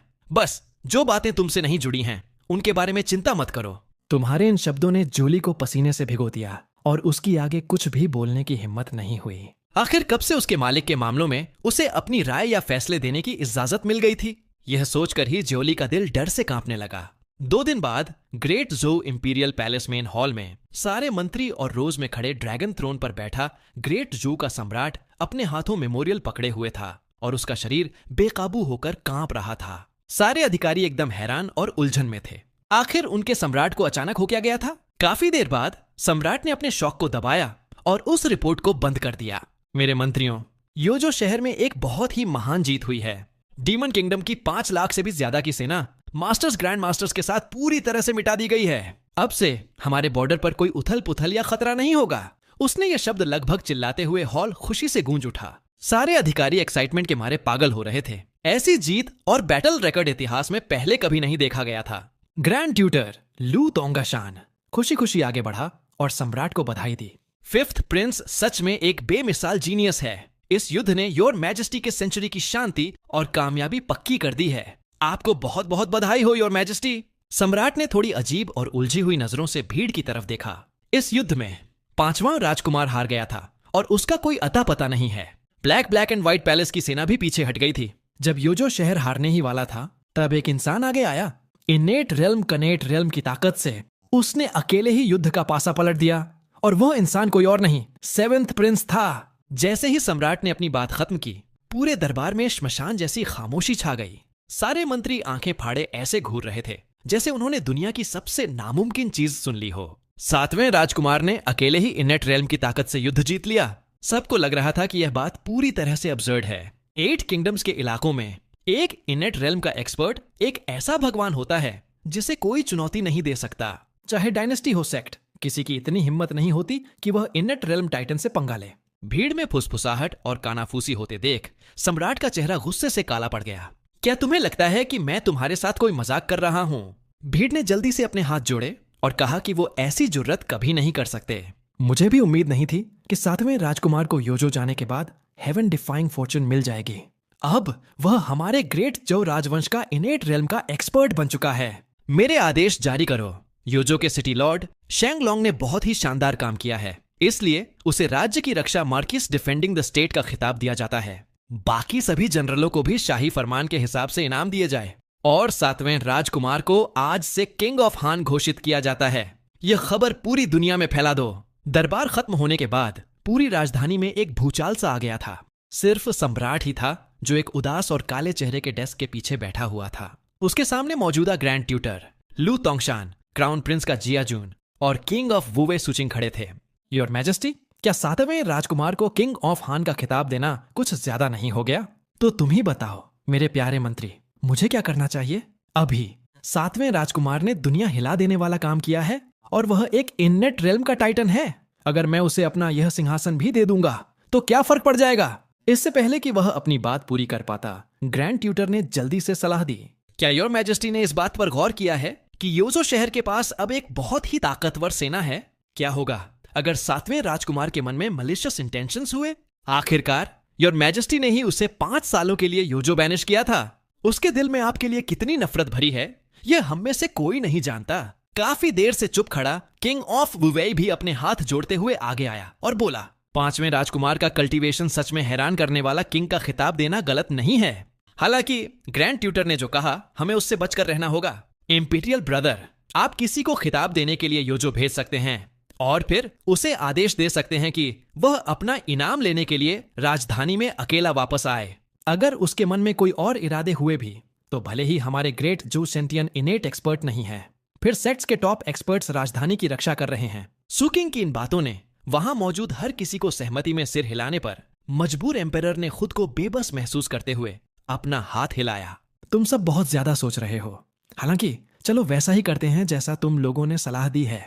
थर्ड प्रिंस को आदेश दो कि डिक्री योजो जाए। उन तीनों को लगा कि हिज मैजेस्टी सम्राट ने एक बहुत ही शानदार चाल चली है। तीसरा राजकुमार स्टार प्लकिंग पवेलियन के पैवेलियन मास्टर का इनर डिसाइपल है। योजो जाने के लिए उससे बेहतर इंसान कोई और हो ही नहीं सकता था। आखिरकार वह सेंटियन इनेट रेल्म का टॉप एक्सपर्ट है। यहां तक 5th प्रिंस भी उससे थोड़ा बहुत खौफ खाता है। 2 दिन बाद तीसरा राजकुमार योजो शहर पहुंच गया। उसके साथ इंसानों की सेना के 5000 एलीट सैनिक भी आए। शांगलोंग ने शहर के बाहर इंतजार कर रहे सभी सेनापतियों और जनरलों के साथ मिलकर तीसरे राजकुमार का बहुत सम्मान के साथ स्वागत किया। आधे घंटे बाद शांगलोंग की अगुवाई में भारी भीड़ के साथ तीसरा राजकुमार तुम्हारे छोटे से आंगन के बाहर पूरे रुतबे के साथ आ पहुंचा। 7th highness, 3rd highness his majesty का आदेश और शाही फरमान लेकर आए हैं। शांगलोंग ने अपने चेहरे पर एक बड़ी सी मुस्कान के साथ काफी देर तक चिल्लाकर कहा, लेकिन घर के लिविंग रूम से कोई भी हलचल नहीं हुई। शांगलोंग को थोड़ी शर्मिंदगी महसूस हुई और वह जल्दी से भागकर अंदर वाले कमरे में गया। उसने देखा कि तुम अपने हाथों में एक किताब पकड़े उसे पढ़ रहे थे, जैसे कि तुमने उसकी एक भी बात नहीं सुनी हो। योर हाइनेस, तीसरे महाराज यहाँ आए हैं, शांगलोंग ने बहुत ही धीमी आवाज में कहा। उसे डर था कि कहीं वह तुम्हें परेशान न कर दे। अगर वह यहाँ है तो यहाँ है, अगर उसके पास कोई फरमान है तो उसे कमरे में ही आकर पढ़ने दो। मैं किताब पढ़ रहा हूं और मुझे किसी का ध्यान भटकाना पसंद नहीं है। शांगलोंग का दिमाग सुन्न हो गया। यह तो एरोगेंस है। बाहर तीसरा राजकुमार खड़ा है जो एक बहुत ही खास रुतबे वाला इंसान है और इस वक्त वह सम्राट की तरफ से शाही फरमान सुनाने आया है। लेकिन आप देखिए, आप यहाँ आराम से बैठकर किताब पढ़ रहे हैं। पता नहीं कब तीसरा राजकुमार उस छोटी सी बेइज्जती को नजरअंदाज करते हुए कमरे के अंदर आ चुका था। उसने शाही फरमान को एक एक शब्द करके अंत तक पढ़ा। 7th ब्रदर, इस फरमान को कबूल करो। तभी तुमने धीरे से अपनी किताब नीचे रखी और खड़े हुए। तुमने अपनी हथेली से उस शाही फरमान को अपने ड्रॉ और फिर कैजुअल तरीके से उसे जलाकर राख कर दिया। इस फरमान का वजन मेरे लिए काफी नहीं है। तीसरे राजकुमार के चेहरे का रंग अचानक काला पड़ गया। 3rd ब्रदर को तुमसे कुछ ऐसा कहना है जो शायद तुम्हें सुनना पसंद ना आए, लेकिन तुम्हारी अपनी भलाई के लिए मुझे यह कहना ही होगा। भले ही तुमने बहुत ही महान आउटस्टैंडिंग कॉन्ट्रीब्यूशंस किए हों, लेकिन तुम थोड़े घमंडी हो और हर किसी को नीची नजर से देखते हो। मैं इंपीरियल फादर को तुम्हारे इस बर्ताव के बारे में नहीं बताऊंगा, लेकिन अगली बार तुम्हें सावधान रहना होगा। फिर तुरंत ही उसके चेहरे के भाव पहले जैसे हो गए। इसके अलावा शाही पिता ने फरमान में इंपीरियल कैपिटल लौटने का आदेश दिया है। योजो शहर के सारे मामले अब से मैं संभालूंगा। जब तुम इस बार वापस लौटोगे तो शाही पिता तुम्हें पक्का बहुत बड़ा इनाम देंगे, जबकि मुझे यहाँ तकलीफें सहने के लिए छोड़ दिया गया है। सच कहूं तो मुझे तुमसे बहुत जलन हो रही है। उसके अपनी बात खत्म करने के काफी देर बाद भी तुमने उसकी बातों पर कोई ध्यान नहीं दिया। एक पल के लिए वहां का माहौल बहुत ऑकवर्ड हो गया था। ठीक उसी वक्त बगल में खड़े शांगलोंग ने अचानक बोलना शुरू कर दिया। योर हाइनेस, अब आप अपनी हदों को पार कर रहे हैं। कॉम्बैट पावर कितनी भी शानदार क्यों ना हो, हिज मैजेस्टी अभी भी आपके शाही पिता हैं। चाहे उन्होंने जो कुछ भी किया हो, योर हाइनेस को उनके खिलाफ अपने दिल में जरा भी रिजेंटमेंट नहीं रखना चाहिए। तुमने मुड़कर शांगलोंग की तरफ देखा। तुम थोड़े हैरान थे। क्या तुम मुझे सिखा रहे हो कि मुझे क्या करना चाहिए? इस छोटे से इंसान की इतनी जरूरत नहीं है, लेकिन यह छोटा सा इंसान सिर्फ इतना जानता है कि तीसरे महाराज, योजो शहर के मामलों को अपने हाथ में लेने आए हैं और आपको अपना इनाम लेने के लिए राजधानी वापस लौट जाना चाहिए। इस पल शांगलोंग ने आखिरकार अपना फैसला कर लिया था, सम्राट और तुम्हारे बीच। उसने सम्राट को चुना था। तुमने अपने सामने घुटनों के बल बैठे और अपनी सच्चाई का ज्ञान दे रहे शांगलोंग को देखा और तुम्हारे होंठों के कोने पर एक मजाकिया मुस्कान आ गई। शांगलोंग, क्या तुम्हें सच में लगता है कि मैंने पिछले आधे साल से तुम्हें जिंदा इसलिए छोड़ा है क्योंकि ग्रेट जौ के एक राजकुमार के तौर पर मुझे अपने छोटे मोटे काम संभालने के लिए सिटी लॉर्ड की जरूरत है? इससे पहले कि तुम्हारी आवाज खत्म होती, माउंट ताई जितना भारी प्रेशर पूरे आंगन पर छा गया। उन 5000 एलीट सैनिकों को चीखने तक का मौका नहीं मिला और वे सब एक साथ घुटनों के बल जमीन पर गिर पड़े। लड़ाकू घोड़े डर के मारे हिनहिनाने लगे, लेकिन उस दबाव की वजह से वे सीधे जमीन पर ढह गए। शांगलोंग का चेहरा मौत की तरह पीला पड़ गया और उसके माथे से ठंडा पसीना बारिश की तरह टपकने लगा। उसे बहुत खौफ के साथ एहसास हुआ कि उसका हाल ही में हासिल ग्रैंड मास्टर का कल्टीवेशन इस दबाव के सामने किसी विशाल समुद्र में फंसी एक छोटी सी नाव की तरह था। जो सतवें भाई, तुम्हारी इतनी हिम्मत कैसे हुई? तीसरे राजकुमार सुजेन ने गुस्से में चिल्लाते हुए कहा। उसकी कमर पर लटक जेड पेंडेंट से तारों स्टारलाइट फूट पड़ी। यह स्टार प्लकिंग पैलेस के पाइवेलियन मास्टर द्वारा दिया गया प्रोटेक्टिव आर्टिफैक्ट था। सियंतियन इन्नेट रेल्म के एक्सपर्ट के पूरी ताकत वाले हमले को भी रोक सकता था। तुम बहुत शोर मचा रहे हो। तुमने अपनी सिर्फ एक उंगली उठाई और उसे फ्लिक किया। स्टारलाइट जेड, जो एक ज़्यानिटियन के हमले को रोक सकता था, वह तुम्हारे इशारे से टकराते ही क्रिस्टलाइन की धूल में बदल गया। सुजैन को ऐसा लगा जैसे उस पर बिजली गिर गई हो। वह हवा में पीछे की तरफ उड़ा और आंगन की दीवार से जोर से टकराकर उसने खून की एक उल्टी कर दी। तुम एक ज़्यानिटियन नहीं हो, तुम तो। सुजैन की आंखों का घमंड पूरी तरह से गायब हो चुका था और उसकी जगह सिर्फ एक न खत्म होने वाले खौफ ने ले ली थी। तुमने उसे पूरी तरह से नजरअंदाज कर दिया और मुड़कर अपने पिछले आंगन में मौजूद उन 2 एकड़ खेतों की तरफ देखने लगे। ठीक उसी वक्त उस आम सी दिखने वाली मिट्टी के अंदर से आसमान को चीरता पर्पल गोल्ड रोशनी का खंभा आसमान की तरफ फूट पड़ा। एक ही पल में एक बहुत ही अजीब सी खुशबू नॉस्ट्रिल्स में धावा बोल दिया। यह केओस डाउ फ्रूट था जिसे तुमने आधा साल पहले बोया था और अब वह पूरी तरह से पककर तैयार हो चुका था। तुम्हारे कदम एकदम सधे हुए थे जब तुम भीड़ की हैरान और फटी हुई नजरों के बीच अपने खेत की तरफ चले। तुम एक सच्चे बूढ़े किसान की तरह नीचे झुके, बहुत ही आसानी से मिट्टी को एक तरफ हटाया और उस फल को अपने हाथ में तोड़ लिया जिसमें होंगमेंग ऑरा की चमक निकल रही थी। जिस पल वह फल तुम्हारे मुंह के अंदर गया, तुम्हारे शरीर के रेल्म बैरियर कागज की तरह चकनाचूर हो गई। तुमने मार्शल सेज सेंट रेल्म हासिल कर लिया था। इस पल योजो के ऊपर का पर्पल गोल्ड रंग में बदल गया। बादल आपस में टकराकर गरजने लगे और उन बादलों के बीच ट्रू ड्रैगन्स फैंटम्स गुजरती हुई दिखाई देने लगीं।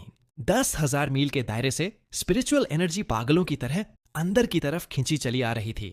सिर्फ सुझेन और शांगलोंग ही नहीं, बल्कि योजो शहर के लाखों नागरिकों ने भी अपनी आत्मा की गहराई से उस सबमिशन को महसूस किया। तुम पीछे मुड़े और कोने में दुबके सूजन और जमीन पर घुटनों के बल बैठे शांगलोंग को देखा। इंपीरियल कैपिटल वापस लौटना? तुम हंसे। बेशक मैं वापस लौटूंगा, लेकिन कोई फालतू का इनाम लेने के लिए नहीं। तुमने कैजुअल तरीके से अपना हाथ हिलाया और धूल से सना हो तुम्हारे हाथ में आ गया। लेकिन इस वक्त उसमें से एक डिवाइन माइट निकल रही थी जिसने सितारों की चमक को भी फीका कर दिया था। शाओलीजी, यह गुलाम हाजिर है। एक्साइटमेंट से कांपते हुए घुटनों के बल बैठ गया। लॉकडाउन कर दो। तुम्हारी नजरें राजधानी की दिशा की तरफ घूम गईं। तुम्हारी आवाज इतनी शांत थी जैसे तुम कल के मौसम के बारे में बात कर रहे हो। किंग ने बहुत समय तक खेती कर ली है। अब राजधानी जाकर वीड्स को उखाड़ फेंकने का समय आ गया है। 3 दिन बाद सुजैन को तुमने कचरे की तरह एक प्रिजन कार्ट में फेंक दिया था और शांगलोंग को तुमने योजो में ही छोड़ दिया था। तुमने उसे मारा नहीं, कल्टीवेशन छीनकर उसे अपाहिज कर दिया था। अब वह अपनी बाकी की पूरी जिंदगी तुम्हारे उन 2 एकड़ खेतों में घास फूस उखाड़ते हुए बिताने वाला था। उसके जैसे इंसान के लिए जो हमेशा ताकत और रुतबे के पीछे भागता था, यह मौत से भी बदतर सजा थी। ऑक्स कार्ट पर बैठे थे जिसे ज्योली चला रहा था और तुम बहुत ही आराम ग्रेट जो की राजधानी की तरफ बढ़ रहे थे। रास्ते में ग्रेट जो के शाही परिवार द्वारा भेजे गए इंपीरियल एंश्राइनर्स, सेक्स के जीनियस और यहां तक कि स्टार प्लकिंग पेविलियन द्वारा बुलाए गए 2 सेंटियन इनेट एक्सपर्ट्स भी तुम्हारे उस एक फावड़े के नीचे आकर सड़क के किनारे वाले खेतों फर्टिलाइजर बन चुके थे। जब तुम्हारी बैलगाड़ी ग्रेट जो की राजधानी के दरवाजों पर रुकी तो दरवाजों को पहले ही कवच पहने सैनिकों हेविली गार्डेड में घेर रखा था। ग्रेट जो का सम्राट सुवू शहर की दीवार के ऊपर खड़ा था। उसके बगल में black and white palace great Elder खड़ा था। सम्राट नीचे खड़े अपने उस बेटे को देख रहा था जिसे उसने खुद कभी गद्दी से उतारा था और जो बेटा अनफैथमेबली और खौफनाक ताकत का मालिक बन चुका था। उसकी आंखों में कई तरह इमोशंस थे। तुम थ्रोन छीनने की कोशिश कर रहे हो? सुवु गुस्से में चिल्लाया। तुम बैलगाड़ी पर आराम से बैठे थे और तुमने धीरे से अपनी पलकें उठाई। सिंहासन छीनना पिताजी? आप खुद को कुछ हाईली दे रहे हैं। मेरी नजरों में ग्रेट जो के इस सिंहासन की कीमत मेरे उगाए कैबेज से भी कम है। तुम्हारी इतनी हिम्मत! ब्लैक एंड व्हाइट पैलेस का ग्रैंड एल्डर आगे पीक जियानेटियन रेल्म के ऑरा तेजी से बाहर की तरफ फैलने लगा। आज मैं तुम्हारे नाना की तरफ से तुम्हें एक सबक सिखाऊंगा। उसने अपने हाथों में एक ब्लैक यिन यांग का प्रतीक पकड़ा हुआ था, जो 1000 फुट लंबे ग्राइंडिंग स्टोन में बदलकर तुम्हारी तरफ जोर से टकराने के लिए गिरने लगा। तुम अपनी बैलगाड़ी पर बिना हिले डुले बैठे रहे। तुमने बस अपने हाथ में पकड़ा हुआ वह फावड़ा उठाया और बहुत ही कैजुअल तरीके से उसे हवा में घुमा दिया। एसेक वॉर ने आसमान को 2 हिस्सों में चीर दिया। यह एक बहुत ही साधारण वर्टिकल चॉप था, जिसमें कोई जादुई तकनीक नहीं थी, लेकिन ग्रेट डाउ सुप्रीम एसेंस भरा हुआ था। वह 1000 फुट लंबा पत्थर पानी के बुलबुले की तरह चकनाचूर हो गया। ग्रैंड एल्डर को चीखने तक का मौका नहीं मिला और वह बीच हवा में ही मिस्ट ऑफ ब्लड में बदल गया। पूरे इलाके में मौत जैसी खामोशी छा गई थी। सुवु लड़खड़ा गया और वह लगभग शहर की दीवार से नीचे गिरने ही वाला था। तुम बैलगाड़ी से नीचे उतरे, हवा में बनी एक न दिखने वाली स्टेप बाय स्टेप चलते हुए ऊपर गए, जब तक कि तुम सुवु के ठीक सामने आकर खड़े नहीं हो गए। उस समय जिसने सुप्रीम बोन निकाली थी वह 5वां राजकुमार नहीं था, वह आप थे, है ना? तुम्हारी शांत आवाज सुवु को ऐसा महसूस कराया जैसे वह किसी बर्फ की गुफा में गिर गया हो। सुवु ने अपना मुंह खोला, लेकिन इससे पहले कि वह कुछ बोल पाता, तुमने अपना हाथ आगे बढ़ाया और उसकी छाती पर रख दिया। आपको लगा था सुप्रीम बोन आपके राजकाज को हमेशा के लिए सुरक्षित कर देगी, लेकिन आपको यह नहीं पता था कि वह हड्डी मेरे लिए बर्डन थी। तुमने अपनी हथेली से धक्का दिया। सुवु के शरीर के अंदर मौजूद तुम्हारी सुप्रीम बोन का वह टुकड़ा टूटकर धूल में बदल गया। तुमने उसे मारा नहीं, तुम बस मुड़े और इस शानदार लेकिन कैपिटल की तरफ देखने लगे। लिटिल ली, मेरा फरमान जारी करो। जियोली ने अपना सीना ताना और बहुत ही ऊंची आवाज में चिल्लाकर कहा, समझ गया। आज के बाद से 4th रैंक और उससे ऊपर के सभी नागरिक और सैन्य अधिकारी बगीचों फार्मिंग करेंगे। जब आप खेती करना सीख जाएंगे, सिर्फ तभी आप देश चलाने के बारे में बात कर सकते हैं। उस रात राजधानी में कोई सो नहीं पाया। यह खबर आग की तरह फैल गई कि डिपोज्ड प्रिंस वापस लौट आया है। वह उस ड्रैगन थ्रोन पर नहीं बैठा, बल्कि इसके बजाय उसने महल के ठीक बीचों बीच 2 एकड़ खेती की जमीन जोत दी थी। वह हर दिन सिर्फ 2 काम करता था, खेती करना, 8 किंगडम्स के पीछे छिपे हुए इमॉर्टल सेक्ट एक्सपर्ट्स का इंतजार करना, ताकि वो आए और उसके फावड़े का सामना करें। किसी को नहीं पता था कल्टीवेशन असल में किस लेवल तक पहुंच चुका है। उन्हें बस इतना पता था कि जब मार्शल सेज किसान पहरे पर खड़ा हो, ग्रेट जो के सिर्फ बॉर्डर ही सुरक्षित नहीं थे, बल्कि आसमान में इमॉर्टल्स भी ऊपर से गुजरते वक्त जोर से सांस लेने की हिम्मत नहीं करते थे। एक समय का वह इंपीरियल पैलेस अब पूरी तरह से पहचान में नहीं आ रहा। मार्बल के चौकों को बेरहमी से उखाड़ दिया गया था, जिससे उनके नीचे की उपजाऊ काली मिट्टी बाहर आ गई थी। दुर्लभ और कीमती विदेशी फूलों को उखाड़कर उनकी जगह पर स्कैलियंस एंड लीक्स की साफ कतारें लगा दी गई थीं। हवा अम्बरग्रीस की दम घोंटने वाली महक नहीं थी, बल्कि अब वहां मिट्टी की मैन्योर की हल्की सी महक घुली हुई थी। योर मैजेस्टी, पिताजी, फरो थोड़ी टेढ़ी खुदी है। तुम एक शानदार कुर्सी पर बैठे थे, जिस पर मलमल का कपड़ा बिछा हुआ था। तुम्हारे हाथ में ताजे पके हुए पॉरेज का एक कटोरा था और तुम बहुत ही शांति से उन्हें निर्देश दे रहे थे। तुम्हारे सामने एक समय का वह घमंडी सम्राट सुवु अब पैबंद लगे हुए खुरदरे कपड़े पहने हुए था और पसीने से लथपथ होकर एक हो को चला रहा था। उसके उन नाजुक और आराम पसंद हाथों पर अब खून ब्लिस्टर्स पड़ चुके थे। फावड़े के हर वार के साथ उसका शरीर दर्द से कांप उठता था, लेकिन उसकी रुकने की हिम्मत नहीं हो रही थी, क्योंकि उससे कुछ ही दूरी पर प्राइम मिनिस्टर ने काम चोरी की थी और 1 फुट कम खोदा था। उसे जोली ने पहले ही मिट्टी में जिंदा गाड़ दिया था और उसका सिर्फ सिर बाहर निकला हुआ था। जोली इसे आसमान और एसेंस सोखना कह रहा था। मुझसे अब और नहीं होगा। सुवु हवा के लिए हाँफने लगा। उसकी आंखें डिस्पेयर से भरी हुई थीं। हालांकि उसका कल्टीवेशन अभी भी सही सलामत था, लेकिन सील कर दिया था। अब वह एक आम बूढ़े किसान से बिल्कुल भी अलग नहीं था और उसमें तुम्हारी जमीन जोतने वाले किसानों जितनी ताकत भी नहीं बची थी। तुमने दलिया का एक घूंट लिया और अपना सिर हिलाया। पिताजी, सिर्फ आपका शरीर ही कमजोर नहीं है, आपका दिमाग उससे भी ज्यादा कमजोर है। उस समय अपना सिंहासन सुरक्षित करने के लिए आपने चुपचाप दूसरों को मेरी सुप्रीम बोन निकालने की इजाजत दे दी थी। आपकी वह बेरहमी अब कहां चली गई? खेती करने सिंसेरिटी की जरूरत होती है। अगर मन में सच्चाई नहीं होगी तो फसलें अच्छी कैसे उगेंगी? सुवु ने अपना सिर नीचे झुका लिया और उसके गंदे बूढ़े आंसू मिट्टी में टपकने लगे। उसे पछतावा हो रहा था उसे सच में बहुत पछतावा हो रहा था। तभी अचानक आसमान काला पड़ गया। कभी एकदम साफ दिखने वाला आसमान पल भर में काले बादलों से ढक गया था। ग्रैंड एल्डर से कई गुना ज्यादा प्रेशर राजधानी पर ऐसे छा गया जैसे आसमान नीचे गिर रहा हो। खेतों में काम कर रहे सारे मंत्री खौफ के मारे जमीन पर गिर पड़े। सुजैन, ग्रेट जो के गद्दार बेटे, बाहर आ और अपनी मौत का सामना कर। एक बहुत ही खौफनाक और गरजती हुई आवाज फूटी जिसने शाही महल की शीशे की टाइलों को चकनाचूर कर दिया। घुमड़ते हुए बादलों के बीच से 3 बहुत ही स्पिरिट बोट्स आसमान को चीरते हुए बाहर आईं। उनके आगे वाले बैनर्स जोर जोर से फड़फड़ा रहे थे, जिन पर black and white palace, star plucking pavilion और डिवाइन सोर्ड सेक्ट क्रेस्ट्स बने हुए थे। 8 साम्राज्यों के इलाके में सबसे सेक्ट्स ने सच में एक दूसरे से हाथ मिला लिया था। बीच वाली स्पिरिट बोट डाओइस्ट चोगा पहने हुए एक बूढ़ा आदमी खड़ा था। जब वह अपनी आंखें खोलता और बंद करता था तो ऐसा लगता यिन यांग घूम रहे हों। यह इंसान ब्लैक एंड व्हाइट पैलेस का मास्टर था, एक ऐसा खौफनाक इंसान जिसके बारे में कहा जाता था कि मार्शल सेज रेल्म से बस आधा कदम ही पीछे है।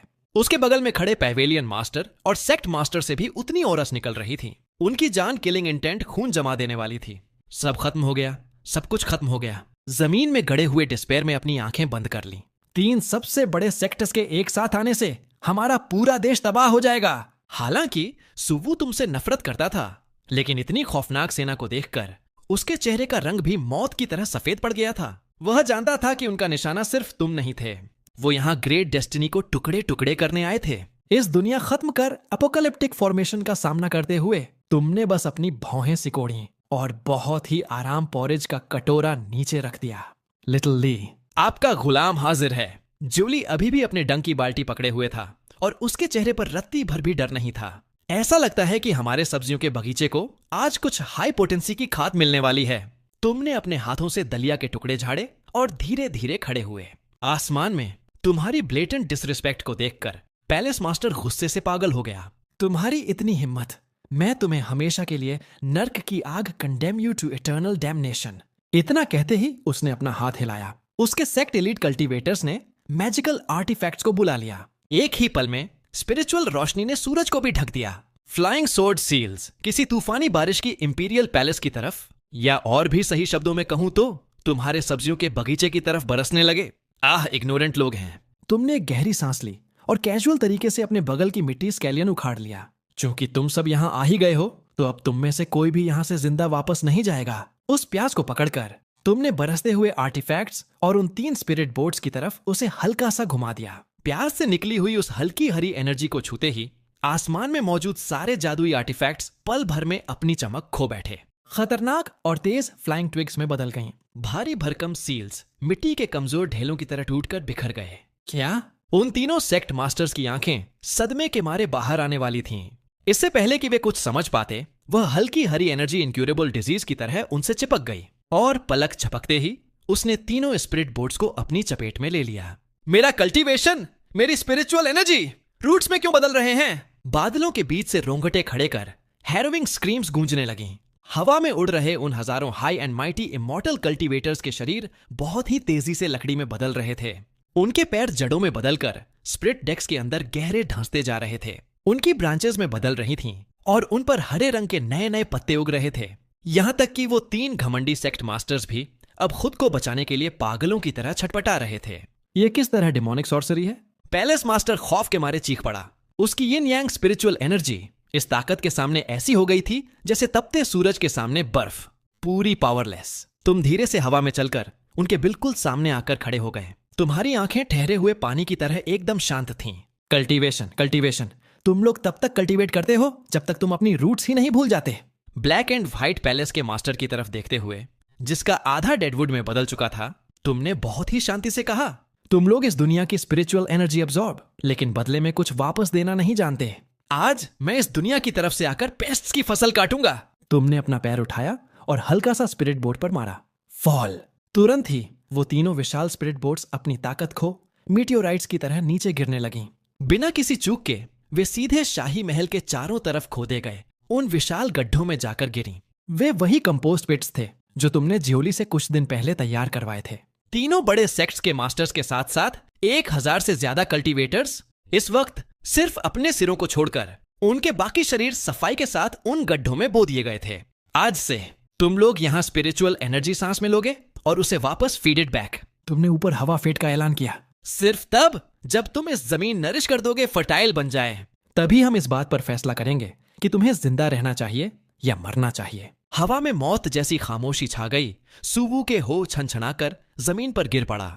वे मंत्री जिनके मन सिनिस्टर मोटिव्स के ख्याल आ रहे थे, अब उन गड्ढों में फंसे सेक्ट्स के उन महान लोगों को देख रहे थे जिन्हें वे कभी अपना भगवान मानते थे और जो अब सच में सब्जियों, वेजिटेबल्स में बदल चुके थे।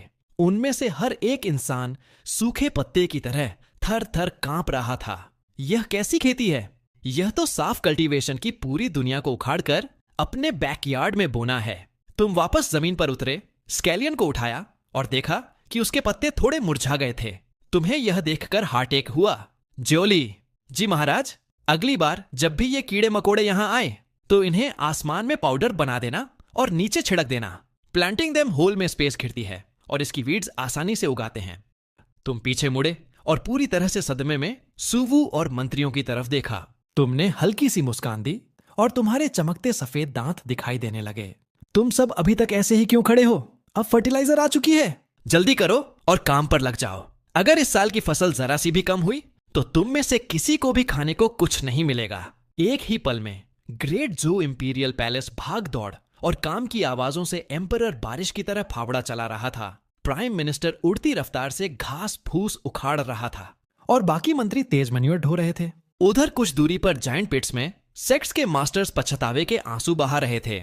वे पूरी ताकत से स्पिरिचुअल एनर्जी सोखने की कोशिश कर रहे थे ताकि पेड़ के रूप में थोड़ा और मजबूत हो जाए और उस भयानक किसान की नजर में बेकार न ठहरे। और रही तुम्हारी बात तो तुम फिर लाउंज चेयर पर लेट गए और अधूरी एंशिएंट टोम उठा ली। लेकिन तुम्हारी नजरें किताब के पन्नों से आगे बहुत दूर पूरब की दिशा में टिकी थीं। वहां तुम इस दुनिया ट्रू विल को महसूस कर सकते हेवनली डो जाग रहा था। लगता है फार्मलैंड और बड़ी होती जा रही है। तुमने मन ही मन बुदबुदाया और तुम्हारी आंखों में एक्साइटमेंट की चमक कौंध गई। जब मैं मॉर्टल रेल्म में पहले से ही इनविंसिबल हूं तो अगला खेत हेवंस में ही क्यों न खोलूं। उन सेक्ट मास्टर्स को कंपोस्ट पिट्स में बोए जाने के 7वें दिन ग्रेट जो की राजधानी के ऊपर एक ऐसी घटना घटी जिसने सभी जीवित प्राणियों की आत्मा तक हिला दी। पर्पल गोल्ड ऑस्पिशियस क्लाउड्स पल भर में फट गए। पूरा आसमान 10,000 मील लंबी एक पिच ब्लैक रिफ्ट से भर गया, जैसे खुद स्वर्ग ने एक विशाल, ठंडी और निर्दयी आंख खोल दी हो। वह थी लेजेंडरी आई ऑफ हेवन। सुवू ने अपना फावड़ा रोक दिया और भय से आसमान की ओर देखने लगा। उसने ग्रेट जो के रॉयल सीक्रेट्स में पढ़ा था कि जब मॉर्टल रेल्म में हेवनली डाओ की सहनशक्ति से बाहर की ताकत प्रकट होती है तो अपर रेल्म उसे मिटाने के लिए थंडर उतारता है। जैसे ही वह दरार खुली, उसमें से एक एंशिएंट, प्राइमोडियल और बिल्कुल सर्वोच्च ऑनरा नीचे बरसने लगा। मृत्यु कीड़ों, तुम्हारी इतनी हिम्मत कि तुम स्वर्ग का विरोध करो और फेट बदल दो। कल्टीवेशन के फलों फिल्थी नरिशमेंट में बदल दिया। तुम सबको मौत की सजा दी जाएगी। एक गरजती हुई आवाज 8 साम्राज्यों की सीमाओं में गूंज उठी। अगले ही पल पूरी तरह गोल्डन लाइटनिंग से बने 9 विशाल ड्रैगन्स उस दरार से दहाड़ते हुए बाहर निकले। हर एक लाइटनिंग ड्रैगन का ऑनरा ब्लैक एंड व्हाइट पैलेस के मास्टर से 100 गुना ज्यादा भयानक था। यह मॉर्टल मार्शल पावर नहीं थी, यह तो नेचुरल लॉज का साकार रूप था। उस दबाव के नीचे शाही शहर की इमारतें टूटने लगीं। जो मंत्री अभी तक फार्मिंग के अभ्यस्त नहीं हुए थे वे वहीं बेहोश होकर गिर पड़े और सिर्फ तुम थे जो अब भी अपनी लाउंज चेयर पर आराम से लेटे हुए थे।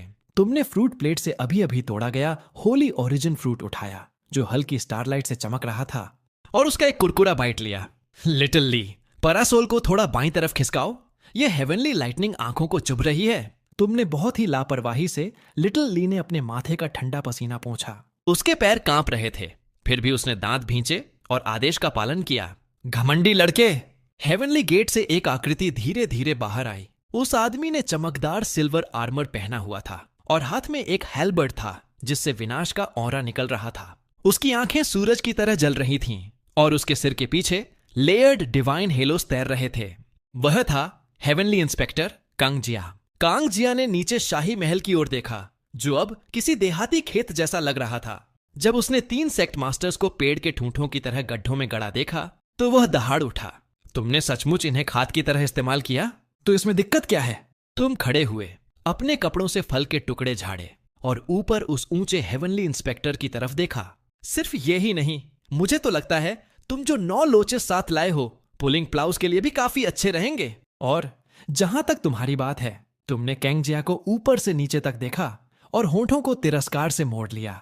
तुम्हारा आर्मर कुछ ज्यादा ही चमकीला है, इससे बग्स आकर्षित होंगे। लेकिन अगर इस हैल्बर्ट को तोड़ दिया जाए तो इससे कई अच्छे होस बनाए जा सकते हैं। मर जाओ। कांगजिया पूरी तरह गुस्से से फट पड़ा और उसने अपना हैल्बर्ट जोर से घुमाया। वे 9 जायंट लाइटनिंग ड्रैगन्स दहाड़ते हुए आगे बढ़े और एक विशाल लाइटनिंग अरे में बदल गए, जो पूरे ग्रेट जो डायनेस्टी को मिटाने की क्षमता रखता था। वह पूरे शाही शहर को धरती में मिला देने वाला था। सुवु ने निराशा में अपनी आंखें बंद कर लीं।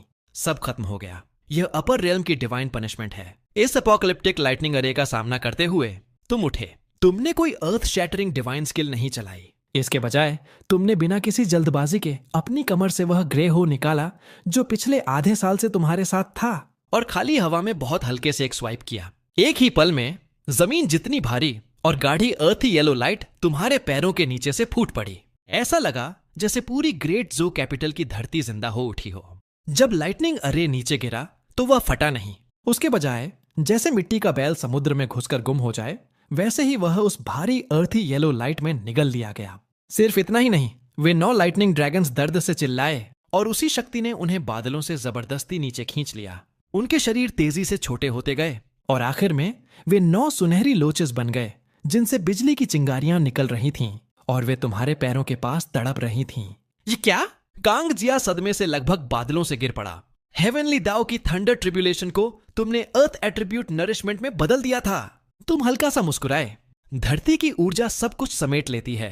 बिजली की ये कुछ मामूली धाराएं बस मिट्टी में एक्टिव इंग्रेडिएंट्स बढ़ाने जैसी हैं। फिर तुम्हारी आंखें ठंडी हो गईं। अब मेरी बारी। तुमने एक कदम आगे बढ़ाया और तुम्हारी आकृति पल भर में 1000 फीट ऊंचे आसमान में पहुंच गई। तुम सीधे कैंगजिया के सामने प्रकट हुए।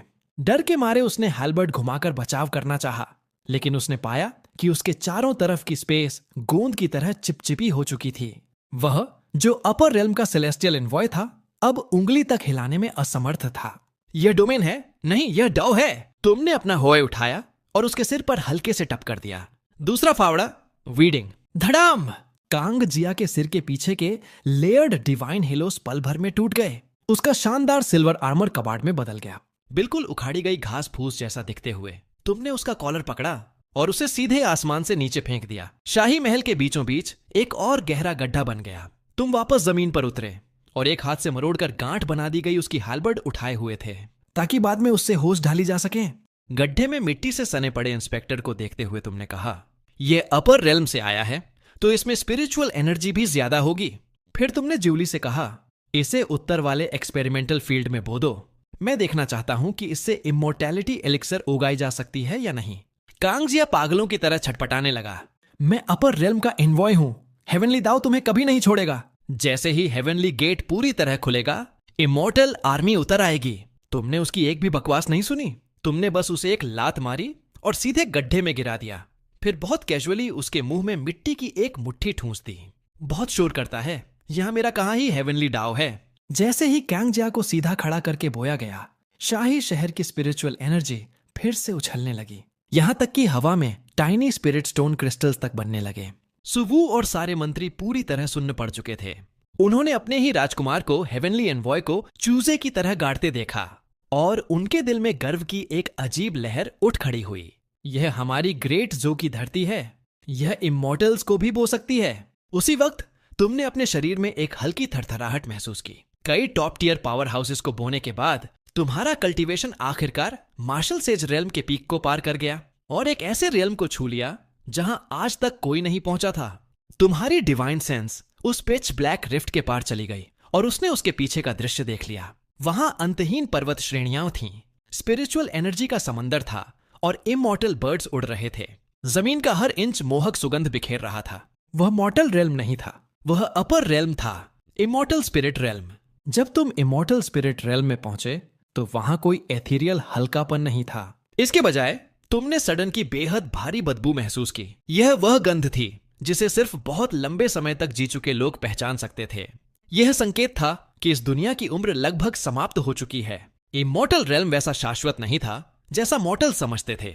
वह तो एक बंजर जमीन जैसा हो चुका था जो ज्यादा कल्टीवेशन के कारण सख्त पड़ गई थी।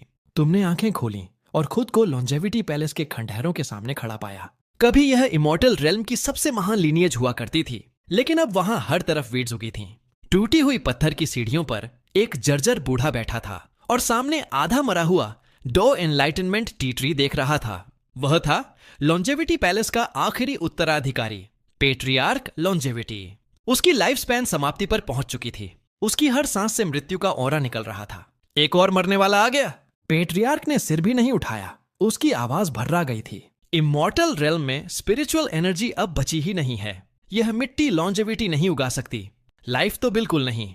नौजवान बूढ़े होकर मरने से पहले कहीं जाकर अपनी कब्र ढूंढ ले। तुमने उस लगभग मरे हुए टी ट्री को देखा, फिर फटी हुई इमॉर्टल सॉइल को देखा और अचानक मुस्कुरा दिए। यह जमीन मरी नहीं है, यह बस थक गई है। तुमने और कुछ नहीं कहा, बस अपने कंधे से होए उतार लिया। पेट्रियार्क ने तिरस्कार से हंसते हुए कहा, तुम अभी अभी यहां उतरे हो और किसी सिक्लूजन मेथड की खोज करने के बजाय मेरे सामने फावड़ा चलाने लगे। जानते हो, मैंने 10,000 साल तक लॉन्जेविटी आर्ट्स कल्टीवेट की, फिर भी इस हेवन एंड अर्थ की डिप्लीशन का सामना नहीं कर सका। तुमने जवाब नहीं दिया। तुम बस उस सूखे टी ट्री के पास खड़े हुए, नीचे झुके और मिट्टी की पहली परत धीरे से उखाड़ी। एक बार ओरिजिन को रिस्टोर करने के लिए। जैसे ही हो नीचे गया, कोई अर्थ शैटरिंग शॉकवेव नहीं उठा, लेकिन पेट्रियार्क की धुंधली आंखों में ऐसा दृश्य उभरा जिससे उसकी आत्मा कांप उठी। जहां हो धंसा, वहां की क्रैक्ड इमॉर्टल सॉइल से एक सुनहरी आदिम लाइफ फिल्ड अर्थी डव एसेंस रिसने लगी। मॉर्टल रेल्म में पिछले आधे साल फार्मिंग करते हुए तुमने जो अपने शरीर में संचित किया था, वह स्पिरिचुअल पावर नहीं बल्कि लाइफ का सोर्स था। कल्टीवेटर्स स्वर्ग से मांगते हैं, जबकि तुम्हारी फार्मिंग धरती को अर्पण है। तुमने मॉर्टल रेल्म की उन 2 एकड़ जमीन की फर्टिलिटी को इस एक हो स्ट्राइक के जरिए वापस इस सूखे इमॉर्टल रेल्म में पहुंचा दिया। यह तो धरती की नाड़ी है। पेट्रियार्क लॉन्जेविटी झटके से खड़ा हो गया और उत्साह से कांपने लगा। तुम चुपचाप जड़ों के आसपास की मिट्टी ढीली करते रहे। तुम्हारी हर हरकत धीमी थी, मगर उसमें कोई प्राचीन लय समाई हुई थी। आधा घंटा बीतने के बाद वह डाउ एनलाइटनमेंट टी ट्री, जो 3,000 साल से सूखा हुआ था, अचानक हिंसक रूप से कांप उठा। उसकी धूसर सफेद छाल से एक कोमल हरी कोम्पल जबरदस्ती बाहर निकली।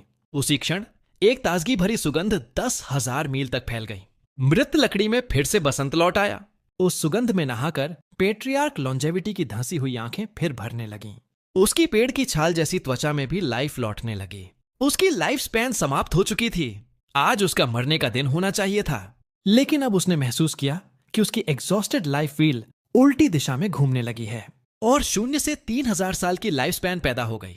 अगले ही पल 10,000 साल से इमॉर्टल रेल्म में घूमता वह ओल्ड मॉन्स्टर तुम्हारे सामने घुटनों के बल गिर पड़ा। उसकी आंखों में अहंकार का नामो निशान नहीं था, सिर्फ गहरी कृतज्ञता और ऑ बाकी थी। लॉन्जेविटी पैलेस का पापी एज्योर एम्परर के ट्रू बॉडी को प्रणाम करता है। उसने तुम्हें उस लेजेंडरी एज्योर एम्परर समझ लिया जो सभी हेवंस की वाइटैलिटी को नियंत्रित करता है। तुमने पसीना पोंछा, उसे उठाया और शांति से कहा, मैं कोई एज्योर एम्परर नहीं हूं।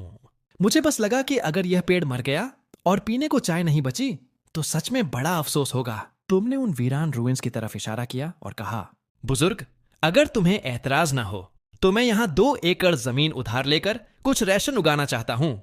पेट्रियार्क लॉन्जेविटी एक्साइटमेंट में लगभग बेकाबू हो गया। अगर ग्रेट ग्रैंड मास्टर की इच्छा हो तो सिर्फ 2 एकड़ क्या, लॉन्जेविटी पैलेस की लाखों मील की पूरी भूमि भी आपकी हथेली की मिट्टी है। बहुत जल्द लॉन्जेविटी पैलेस में डेडवुड रिवाइवल की खबर पूरे इमॉर्टल रेल्म में फैल गई। वे बड़े इमॉर्टल सेक्ट्स जो लॉन्जेविटी पैलेस की बची खुची फाउंडेशन बांटने की नीयत से बैठे थे, एक एक करके उतरने लगे। सबसे आगे ग्रेट बर्निंग हेवन सेक्ट का इमॉर्टल लॉर्ड था। उसका ऑरा वायलेंट था और जमीन पर उतरने से पहले ही वह गरजा, ओ बूढ़े लॉन्जेविटी, सुना है तुम्हें सुप्रीम लॉन्जेविटी ट्रेजर मिला है। उसे सौंप दो और यह लॉर्ड तुम्हें 100 साल और जीने की गारंटी देगा। लेकिन जैसे ही वह लॉन्जेविटी पैलेस के प्रांगण में उतरा, वह दंग रह गया। उसने देखा कि कभी शान से भरा क्वाजी एम्परर पेट्रियार्क लॉन्जेविटी अब खाद की टोकरी उठाए पसीने से तरबतर होकर खुश खुश वीड्स निकाल रहा था। और मुख्य हॉल के बीचों बीच तुम एक छोटे फोल्डिंग स्टूल पर बैठे थे और हाथ में उगे हुए एक नए लॉन्जेविटी वीट ग्रेन को देख रहे थे। इमॉर्टल लॉर्ड गुस्से से फट पड़ा। क्या लॉन्जेविटी पैलेस इतनी गिर गई कि अब किसानों के साथ उठने बैठने लगी? मेरे लिए इस खेत को जला दो। उसने अपनी हथेली चलाई और स्काई फिलिंग इमॉर्टल फायर एक फायर ड्रैगन में बदलकर वीट फील्ड की तरफ टूट पड़ा। तुमने हल्की सी भौहें सिकोड़ी। मिट्टी अभी अभी ढीली की है, ज्यादा गर्मी जड़ों को नुकसान पहुंचा देगी। तुमने बगल की बाल्टी से एक करछी पानी भरा और कैजुअली उसकी तरफ फेंक दिया। छपाक! वह इमॉर्टल फायर जो पहाड़ जला सकती थी और समुद्र उबाल सकती थी, जैसे ही उस पानी को छुआ, सिसकारी लेकर पल भर में बुझ गई और कोमल धुंध में बदल गई। इमॉर्टल लॉर्ड को लगा जैसे उस पर किसी ने भारी वार किया हो। वह पीछे की तरफ उड़ गया। उसकी आंखों में डर भर गया। यह पानी नहीं है, यह तो लिक्विफाइड लाइफ एसेंस है। तुम खड़े हुए उस डरे हुए इमॉर्टल लॉर्ड की ओर देखा, मगर उसे मारने की कोशिश नहीं की। तुमने बस उदासीन स्वर में कहा, कल्टीवेटर्स, ओ कल्टीवेटर्स, तुम लोग हमेशा इटर्नल लाइफ खोजते हो, लेकिन अपने ही कब्र खोदते रहते हो। हत्या से जन्मी डेथ ऑरा इस दुनिया को और जल्दी मरने पर मजबूर करती है। जब धरती ही नहीं बचेगी तो लॉन्जेविटी किससे मांगोगे? तुमने अपनी हथेली खोली। उसके भीतर गेहूं का एक सुनहरा दाना था। लॉन्जेविटी चाहिए? इमॉर्टल लॉर्ड दंग रह गया और अनायास सिर हिला दिया। तुमने उंगली चलाई और वह व्हीट ग्रेन उड़कर उसके मुंह में चला गया। एक ही पल में उसकी वायलेंट ऑरा गायब हो गई और उसकी जगह वार्म, पीसफुल और प्रोफाउंड वाइटैलिटी ने ले ली। फोर्स्ड ब्रेक थ्रू से उसके शरीर में जो हिडन इंजरीज थीं, वे उसी क्षण भर गईं। इससे भी ज्यादा भयानक बात यह थी कि उसका कल्टीवेशन रेल्म भले ही नहीं बदला, लेकिन उसकी फिजिकल बॉडी कई गुना मजबूत हो गई थी। 5 decays of heaven and man का हर पल का डर गायब हो गया। यह एक गेहूं का दाना मेरी 10,000 साल की लॉन्जेविटी आर्ट्स कल्टीवेशन से ज्यादा कीमती है। इमॉर्टल लॉर्ड का चेहरा अविश्वास से भरा था। उसे अचानक समझ आया कि उसके सामने खड़ा यह कोई किसान नहीं है, यह तो लाइफ के एसेंस को कल्टीवेट करने वाला सच्चा देवता है। वापस जाओ, तुमने हो उठाया और फिर से खेत की ओर लौट गए। आगे से कम लड़ना और अच्छी मिट्टी ज्यादा बचाना। अगर चाहो अगली बार पर्पल क्लाउड लिविंग सॉइल लेकर आना, बदले में मैं तुम्हें 2 LB वीट सीड्स दूंगा। यह अधीनस्थ आदेश स्वीकार करता है। इमॉर्टल लॉर्ड एक घुटने पर बैठ गया और उसने सबसे सम्मानित नमन किया। वह ताकत से दबा नहीं था। वह इस लाइफ ग्रांटिंग मिरेकल से पूरी तरह जीत लिया गया था। उस दिन के बाद इमॉर्टल रेल्म का माहौल पूरी तरह बदल गया। वे एरोगेंट इमॉर्टल एम्परर्स और डीमन वेनरेबल्स अब इमॉर्टल पिल्स और मैजिकल ट्रेजर्स के लिए एक दूसरे का खून नहीं बहाते थे। उसके बजाय वे पूरी दुनिया में दुर्लभ मिट्टियां खोजते फिरते थे। Hall of longevity immortal realm की असली होली लैंड बन गई। हजारों हजार साल जी चुके ओल्ड मॉन्स्टर्स सिर्फ हॉल ऑफ लॉन्जेविटी की मेड के पास एक सांस लेने के लिए अपने अहंकार को निगलकर पेट्रियार्क लॉन्जेविटी से वीड्स निकालने की जगह मांगते थे। और तुम अब भी उसी साधारण छोटे कोर्टयार्ड में रहते थे। अब तुम्हें मॉर्टल रेल्म का सुवू, युजो का स्पाइन ड्रैगन या सुप्रीम बोन का पुराना वैर किसी चीज की परवाह नहीं रही थी, क्योंकि तुमने समझ लिया था, जब तुम्हारा होवी इस भूमि में धंसता है, जब तुम बीजों को मिट्टी चीरते देखते हो, तो अपनी उंगलियों पर यूनिवर्स की वाइटैलिटी को बहते देखना ही सच्ची इनविंसिबिलिटी है। सुप्रीम बोन क्या है? वो तो बस हड्डी का एक टुकड़ा है। तुम इस हेवन एंड अर्थ के टिलर हो। तुम ही लॉन्जेविटी हो। इमॉर्टल रेल्म की बारिश हमेशा स्पिरिचुअल एनर्जी से बने मीठे अमृत जैसी होती थी, लेकिन उस दिन हॉल ऑफ लॉन्जेविटी के ऊपर आसमान से काली बारिश बरसी। जब वे बूंदें उन इमॉर्टल स्टोन्स पर गिरीं जो 10,000 साल में भी नहीं सड़ी थीं, तो सिसकारियों के साथ कोरोसिव ध्वनि उठी। जब वे खेतों में काम कर रहे इमॉर्टल लॉर्ड्स पर गिरीं, तो उनकी प्रोटेक्टिव इमॉर्टल लाइट पल भर में मध्यम पड़ गई और उनके पहले से दमकते चेहरे अचानक बूढ़े होने लगे, मानो बारिश की एक बूंद ही 100 साल की लाइफ स्पैन ले गई हो। यह 5 decays of heaven and man की भौतिक अभिव्यक्ति थी। यह थी साइलेंट एक्सटिंक्शन की बारिश। गेहूं के खेत में निराई कर रहे पेट्रियार्क लॉन्जेविटी के हाथ से हो गिर पड़ा। उसका चेहरा मौत की तरह सफेद पड़ गया। यह इमॉर्टल रेल्म के सभी कल्टीवेटर्स का नाइटमेयर था। इसका मतलब था कि इस दुनिया की उम्र सचमुच समाप्ति पर पहुंच गई है। हेवनली दाओ ने अब सभी जीवित प्राणियों की कटाई शुरू कर दी थी। वह सारी स्पिरिचुअल एनर्जी वापस ले रहा था जो उसने कभी उधार दी थी। सब खत्म हो गया। इमॉर्टल रेल्म ढह रहा है। ग्रेट ब्राह्मा सेक्ट का इमॉर्टल लॉर्ड अपनी बांह पर उभरते एज स्पॉट्स को देखकर निराशा में दहाड़ उठा। लेकिन उस डरावनी ब्लैक रेन के नीचे भी सिर्फ तुम ही थे जो अब भी घने हो चुके एनलाइटनमेंट टी ट्री के नीचे बैठे थे। तुम्हारे सामने मोटी मिट्टी के साधारण टी यूटेंसिल्स रखे थे। तुमने ऊपर उन डिस्पेयर से भरे ब्लैक क्लाउड्स को देखा, फिर खेत में गिरती बारिश को देखा जिससे लॉन्जेविटी वीट की पत्तियां पीली पड़ रही थीं, और हल्का सा भौहें सिकोड़ लीं। यह बारिश बहुत एसिडिक है, मिट्टी इसे सहन नहीं कर पाएगी। तुमने कोई शील्ड नहीं बनाई और ब्लैक रेन को अपने कपड़ों पर गिरने दिया। अजीब बात यह थी कि वह डेथ रेन जो इमॉर्टल लॉर्ड की लाइफ स्पैन तक को गलाकर खा सकती थी, तुम पर गिरते ही गायब हो जाती थी, मानो स्पंज पर गिरते ही सोख ली गई हो। जब एसिडिटी है तो न्यूट्रलाइज करना होगा। तुमने मेज से एक चिप्ड क्ले पॉट उठाया और उसमें ब्लैक रेन भर ली। फिर तुमने कुछ ऐसा किया जिसे वहां कोई समझ ही नहीं पाया। तुमने उस डेथ ऑरा से भरे बारिश के पानी को उबलती हुई टी पॉट में उड़ेल दिया। Good good good good. उस बर्तन में उबल रही थी अभी अभी तोड़ी गई एनलाइटनमेंट टी लीव्स। इसी क्षण वॉइड फट गया और ब्लैक रेन पर चलते हुए एक मृत्यु सा शांत अस्तित्व नीचे उतरा। वह पूरी तरह ग्रे रोब में ढका हुआ था।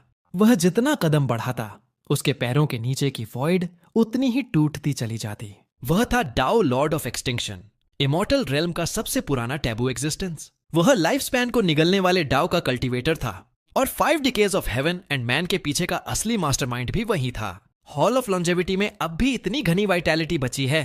युवा, तुम्हारे फिजिकल बॉडी में प्राइमल लाइफ फोर्स उमड़ रही है। खुद को मेरे लिए सैक्रिफाइस कर दो और मैं तुम्हें इस नई दुनिया का ग्रेव कीपर बना दूंगा।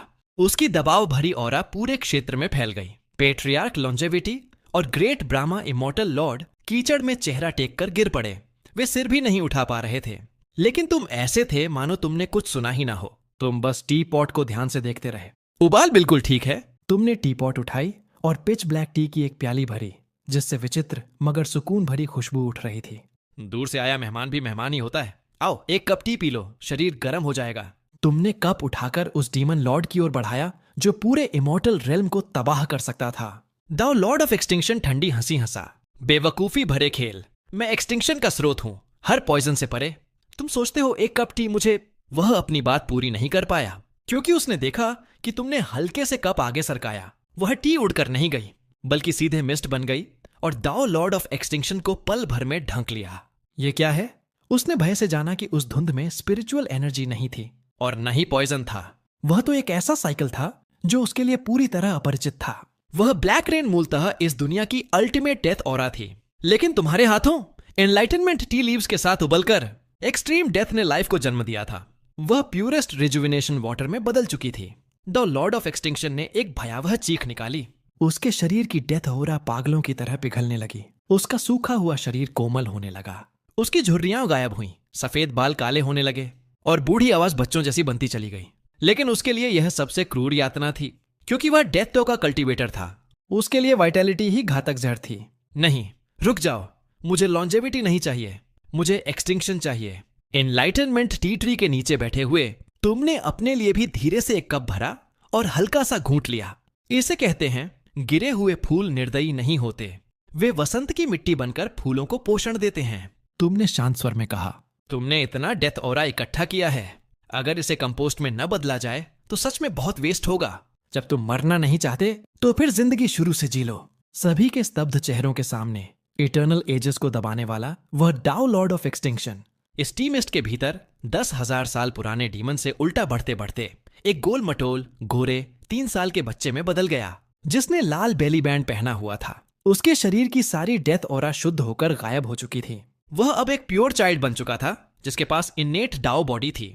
वह जमीन पर बैठा अपने छोटे हाथों को घूरता रहा और फिर जोर जोर से रो पड़ा। वाह! ब्लैक रेन रुक गई। आसमान के घने डार्क क्लाउड्स टीपॉट से उठती स्टीम से उड़ गए और लंबे समय बाद साफ तारों भरा आकाश दिखाई दिया। धरती पर गिरी ब्लैक रेन अब पूरी की पूरी ब्लैक गोल्ड फर्टिलाइजर में बदल चुकी थी। पीली पड़ चुकी लॉन्जेविटी वीट पल भर में 3 फीट और ऊंची हो गई। सुनहरी गेहूं की लहरें हवा में लहराने लगीं और मोहक सुगंध फैल गई। पैट्रियार्क लॉन्जेविटी कांपते हुए उठ खड़ा हुआ। उसने रोते हुए एक्सटिंक्शन टॉडलर को देखा, फिर तुम्हारी तरफ देखा जो अब भी शांत और सहज खड़े थे।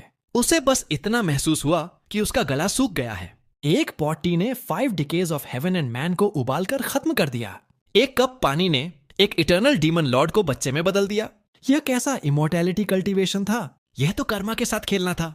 Great grand master patriarch longevity कांपती आवाज में घुटनों पर गिर पड़ा। इस बच्चे का क्या करें? तुमने अपना टी कप नीचे रखा और अभी भी रो रहे एक्सटिंक्शन टॉडलर की ओर इशारा किया। इस बच्चे की इन्नेट पोटेंशियल अच्छी है, बस पहले इसका रास्ता थोड़ा टेढ़ा था। संयोग से मेरे खेत को खरबूजों की रखवाली करने वाले की जरूरत है। तुमने एक छोटा स्ट्रॉ हैट उसकी तरफ उछाल दिया जो बिल्कुल उसके सिर पर जा गिरा। आज से इसका नाम एयर होगा। इसे बता दो, जब यह ब्लैक रेन से सिंचे इस खेत को पूरा जोत लेगा तभी इसे खाने को मिलेगा। उस दिन के बाद हॉल ऑफ लॉन्जेविटी में एक नया दृश्य दिखाई देने लगा। लाल बेली बैंड और स्ट्रॉ हैट पहना एक नन्हा बच्चा अपने से भी ऊंचा हुए उठाए हर दिन हाँफता हुआ खेत जोतता था। कौन सोच सकता था कि यह वही डाउ लॉर्ड ऑफ एक्सटिंक्शन है जिससे कभी पूरा इमॉर्टल रेल्म कांपता था। और तुम अब भी उसी एनलाइटनमेंट टी ट्री के नीचे बैठते थे। अब तुम असेंशन का कोई और रास्ता नहीं खोज रहे थे, क्योंकि तुम समझ चुके थे कि जब इस हेवन एंड अर्थ में तुम्हारे हो के नीचे फिर से वाइटैलिटी लौटती है तो तुम्हारे पैरों के नीचे की राह ही ग्रेट डाउ ऑफ लॉन्जेविटी है। 1 सदी बाद इमॉर्टल रेल्म का चेहरा पूरी तरह बदल चुका था। अब वह समय नहीं रहा जब लोग एक स्पिरिट हर्ब के लिए खून खराबा करते थे, क्योंकि सबको पता चल गया था कि अगर हॉल ऑफ लॉन्जेविटी से सूक्लैंड की फर्टिलाइजर की एक बोरी मिल जाए तो अपने पहाड़ों के पीछे भी टॉप ग्रेड स्पिरिट हर्ब्स उगाई जा सकती हैं। अब बड़े इमॉर्टल सेक्ट्स के सेक्ट मास्टर्स एक दूसरे से यह नहीं पूछते थे कि कल्टीवेशन कितना बढ़ा, बल्कि पूछते थे, तुम्हारे यहां उन 2 एकड़ स्पिरिट बोन्स को पीस लिया गया क्या? मत पूछो, आजकल हेवनली डाउ थोड़ा सूखा चल रहा है। मैं तो बस ग्रेट ग्रैंड मास्टर से कुछ स्वीट रेन गिरवाने की विनती करने जा रहा हूं। इसी दिन जब तुम एनलाइटनमेंट टी ट्री की शाखाएं छांट रहे थे, तभी मॉर्टल रेल्म से सुवू, जो अब ग्रेट जो डायनेस्टी का सुप्रीम एम्परर बन चुका था, तुम्हारे छोड़े हुए हेवनली लैडर से चढ़कर ऊपर आया। वह बहुत बूढ़ा हो चुका था, लेकिन उसका चेहरा अभी भी जीवन से भरा था। आह आछे! सुवू ने सामने फैले इमॉर्टल ग्रास और डिवाइन हर्ब से भरे बगीचे को देखा और गहरी भावना से भर उठा। मॉर्टल रेल्म का ग्रेट जो अब अनुकूल मौसम पा चुका है और लोग शांति से जी रहे हैं। मैंने सचमुच कभी नहीं सोचा था कि इस दुनिया को आखिरकार मेरी राजनीति या तुम्हारी सुप्रीम बोन नहीं, बल्कि इस हो ने बचाया होगा। तुम मुस्कुराए और उसे ताजी चाय का एक कप पकड़ा दिया। सुप्रीम बोन इंसान को बस इतना देती है कि वह सभी जीवों को नीचे देख सके, लेकिन एक हो उन्हें पोषित करना सिखाती है